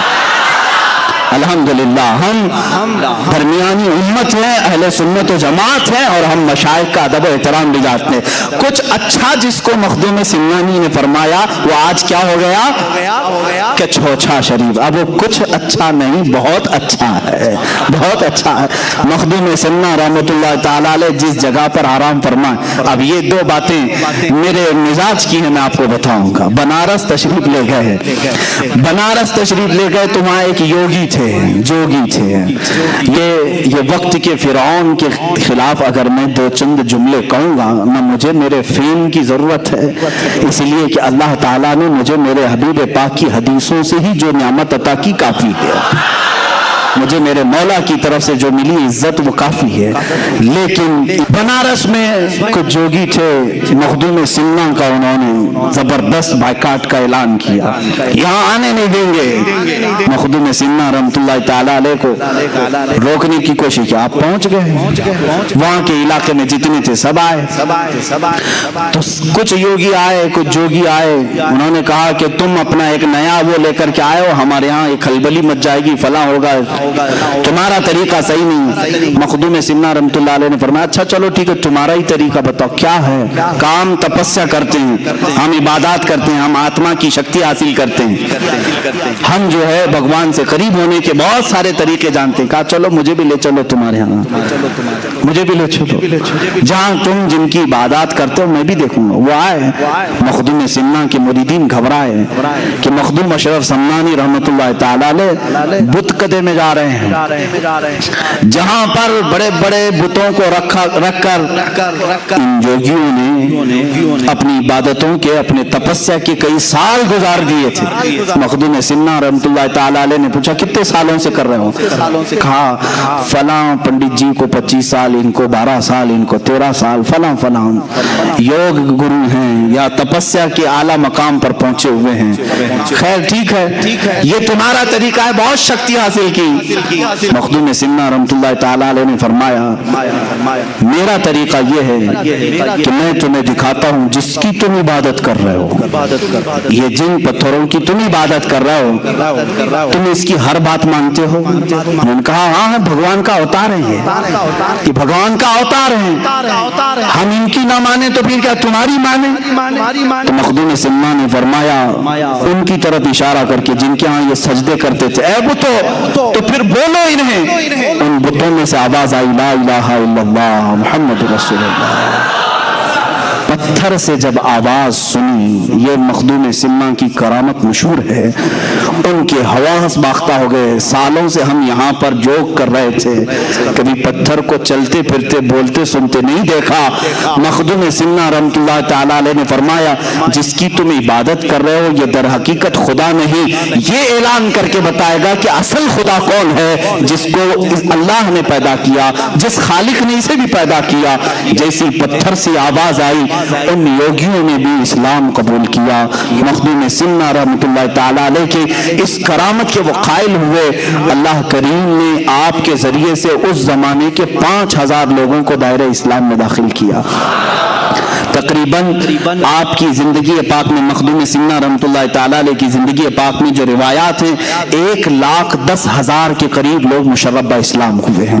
آخری وقت آیا تھا، آخری وقت جب مخدوم سمنا رحمۃ اللہ تعالی علیہ کا آپ کا چوچا شریف پہنچے، اور جہاں یہ آپ کی خانقاہ ہے آج، جہاں مزار مبارک ہے، میر شریف پانی کا ایک چھوٹا سا تالاب ہے، اولیاء کاملین کی ایک جماعت کو لے جا کر آپ مخدوم سمنا رحمۃ اللہ تعالی علیہ اس تالاب کو کشائی یعنی کھدائی ہو رہی تھی، اور روایات میں یہ ملتا ہے کہ ہر کدال پر یہ اولیاء اکرام لا الہ الا اللہ کہتے اور کدال مارتے، اور اس کے بعد وہ پانی نکلا جس کو آج میر شریف کہتے ہیں۔ ہزاروں لاکھوں لوگ اس پانی سے آج بھی شفا حاصل کرتے ہیں۔ دوسری مشہور روایت یہ بھی ہے کہ اس میر شریف میں زمزم شریف لا کر کے بھرا گیا تھا، اور اس کا پانی آج تک دیکھنے میں میلا کچیلا گدیلا دکھتا ہے، لیکن آج تک یہ مشہور ہے۔ 808 ہجری سے 1442 ہجری آج ہونے کو آ رہی ہے۔ اتنے عرصے میں ہزاروں لاکھوں لوگ جن کو آسیب اور جنات پریشان کرتے ہیں وہ کچوچا شریف میں حاضر ہوتے ہیں، میر شریف کا پانی لیتے ہیں اور صحیح سلامت اپنے گھروں پر واپس لوٹتے ہیں۔ جن کو جنات پریشان کرتے ہیں وہ مخدوم سمنا رحمۃ اللہ تعالی علیہ کی بارگاہ میں مقدمہ کرتے ہیں۔ یہاں ظاہر سی بات ہے میرے گھر پر کسی نے قبضہ کیا، میری پراپرٹی کسی نے ہڑپ لیا تو کورٹ کچہری میں ہم کیس کریں گے، لیکن جنات اگر کچھ کریں تو کہاں جائیں؟ یہ کورٹ والے بھی بھاگ جائیں گے، جنات کون چھڑائے گا؟ یہ الگ دنیا ہے ان کی، یہ الگ طاقت ہے۔ اسی لیے جنات کا بھی جہاں فیصلہ ہوتا ہے وہ کچوچا مقدسہ مخدوم سمنا کی بارگاہ ہے۔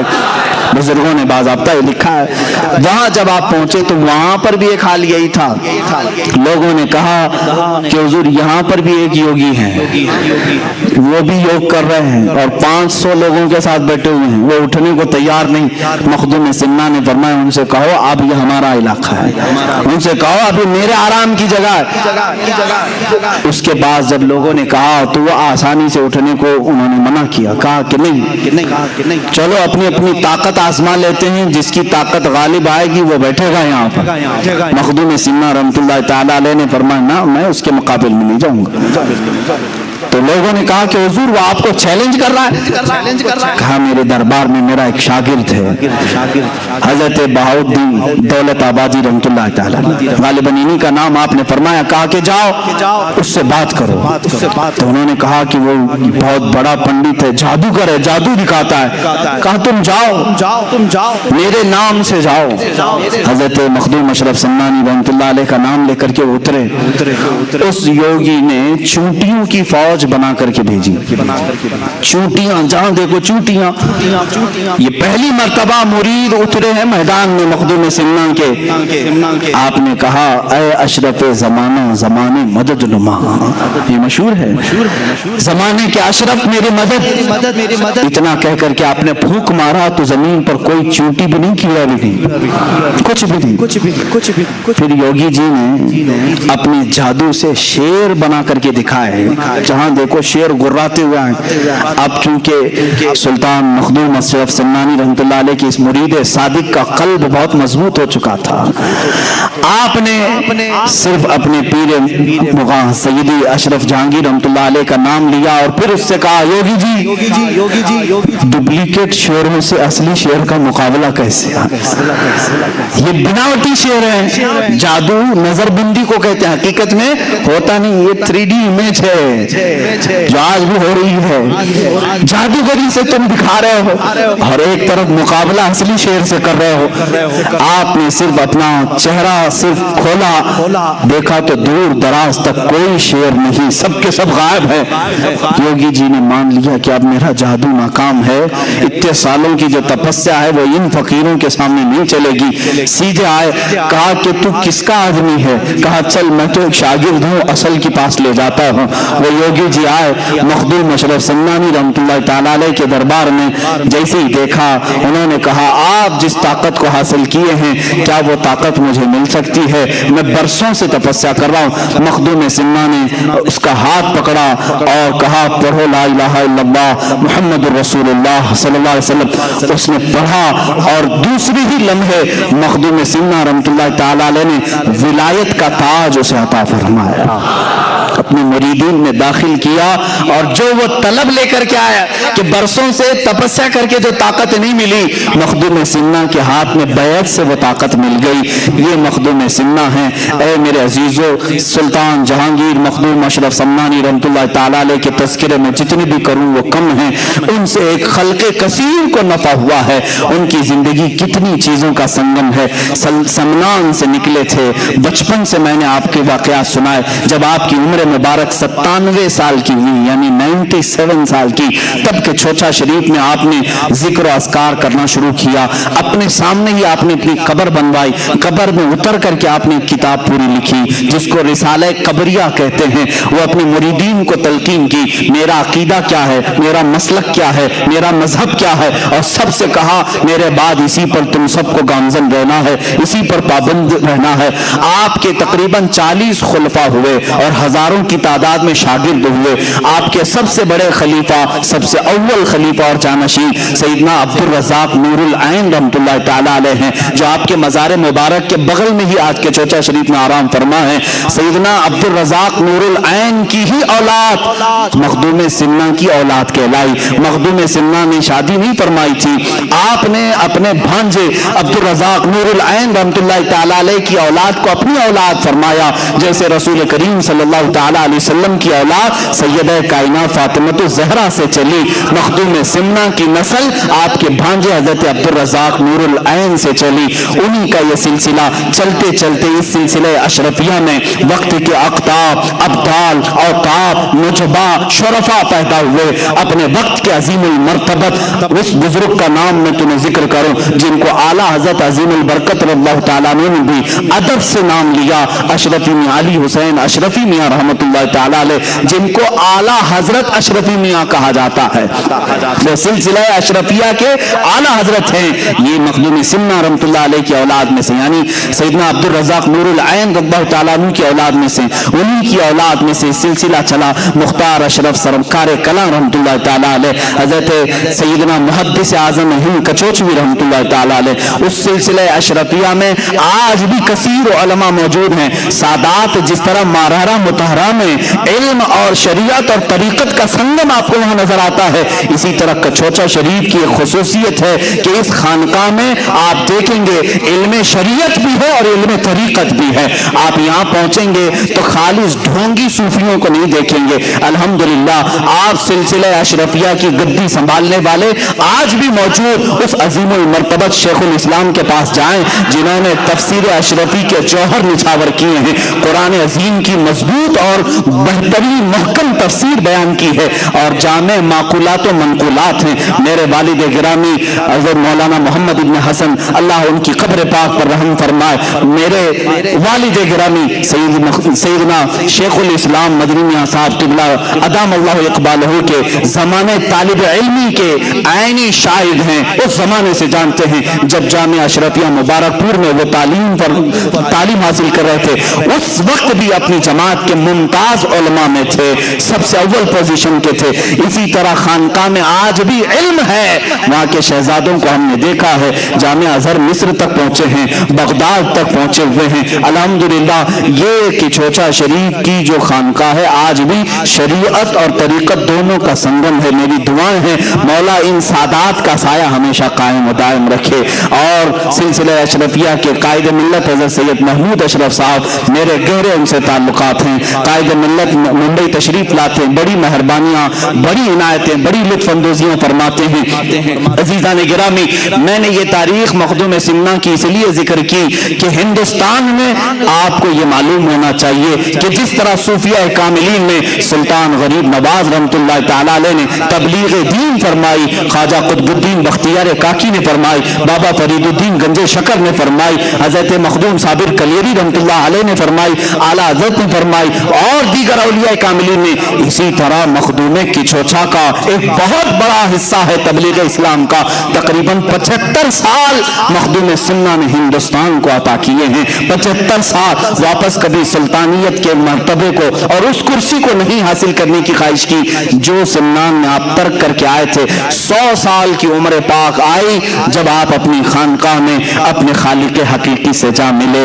اللہ رب العزت کی بارگاہ میں ہمیشہ کے لیے وہ تشریف لے گئے، لیکن آج بھی ان کا مرقد اطہر لاکھوں زائرین کے لیے مرجع خلائق ہے، وہاں سے لوگوں کی تمنائیں پوری ہوتی ہیں، اللہ تعالیٰ ان کے وسیلے سے دعائیں قبول کرتا ہے۔ آؤ میرے عزیزوں، میں وہی بات پھر سے کہتا ہوں جو انہی کے خاندان سے وابستہ، انہی کے شہزادوں میں سے ایک شہزادے سید محدث اعظم محمد میاں کچوچوی رحمۃ اللہ تعالی علیہ نے یوں ان کے دربار میں عرض کیا تھا، جس کو آج اشرفی ترانہ بھی کہا جاتا ہے: سرورا شاہا کریمہ اشرفا، سرورا شاہا کریمہ دستگیرہ اشرفا، حرمت روح پیمبر ایک نظر کن سوئے ماں۔ یعنی تمام القاب کے ساتھ مخدوم سنوں کی بارگاہ میں دستگیری کے لیے ہاتھ اٹھائے ہیں اور کہتے ہیں حرمت روح پیمبر، میرے آقا صلی اللہ تعالی علیہ وسلم کے وسیلے صدقے سے اے مخدوم سمنا صرف ایک نظر ہم غریبوں کی طرف فرما دیں، اور آپ کو جاتے جاتے جو بچے ہوں گے ان کو ایک وظیفہ بھی دے کر کے جاتا ہوں۔ الحمدللہ میں ہر امتحان میں اس کو پڑھتا تھا اور میری کامیابی کا یہ ضامن وظیفہ بھی رہا ہے۔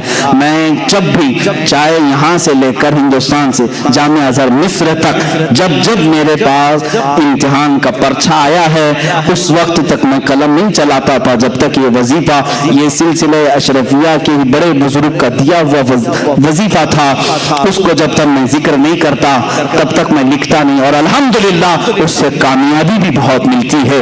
فارسی کا یہ اے پیر جہانگیر مخدوم نہ رود از درد کسے محروم، بہر اولاد فیض اے اشرف حاکم وقت را بکن محکوم، جس کا معنی فارسی میں یہ ہوتا ہے اے پیر جہانگیر مخدوم، یہ سب تو القاب ہے، اے مرشد پوری دنیا کے آقا، اے خادموں کے آقا مخدوم، نہ رود از درد کسے محروم، تمہارے دربار سے آج تک کوئی محروم نہیں لوٹا، بہر اولاد فیض اے اشرف، اے اشرف زمانہ آپ کی اولاد کا واسطہ دیتا ہوں، حاکم وقت را بکل محکوم، اے مخدوم سننا جو وقت کا حاکم ہے اسے غلام بنا دیجیے۔ جب ہم یہ دعا کرتے ہیں اچھے اچھوں کے پسینے بھی چھوٹتے ہیں، اللہ تعالیٰ ہمیں غیب سے یہ قوت عطا کرتا ہے۔ بارگاہ رب العزت میں دعا ہے اے مولا حاکم وقت را بکن محکوم، حاکم وقت را بکن محکوم، حاکم وقت را بکن محکوم، مولا ظلم ظالموں کے ظلم سے ہم سب کی حفاظت فرما۔ مخدوم سنہ رحمت اللہ تعالی علیہ کے تبرکات، ان کے تمام تر تصرفات سے ہم سب کو بھی مولا حصہ عطا فرما، ان کے برکات، ان کے انوار، ان کے فیوز سے ہم سب کو حصہ عطا فرما۔ مخدوم سنہ سے وابستہ یہ مجمع ہے مولا، اشرف زمانہ سے وابستہ تیرے دربار میں وسیلے کے لیے ہاتھ اٹھایا، ان کا وسیلہ لیتے ہوئے مولا ہماری تمام زمینی آسمانی بلاؤں سے حفاظت فرما۔ اے کریم خدا، ہم سب کو جنات، آسیب، سحر، جادو، سفلی، علوی، ہر طرح کی بری آفتوں سے محفوظ فرما۔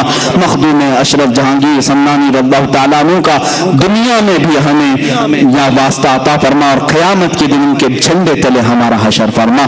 وصلی اللہ تعالی علی خیر خلقی محمد وآلہ واصحابہ اجمعین، وآخر دعوانا الحمد للہ رب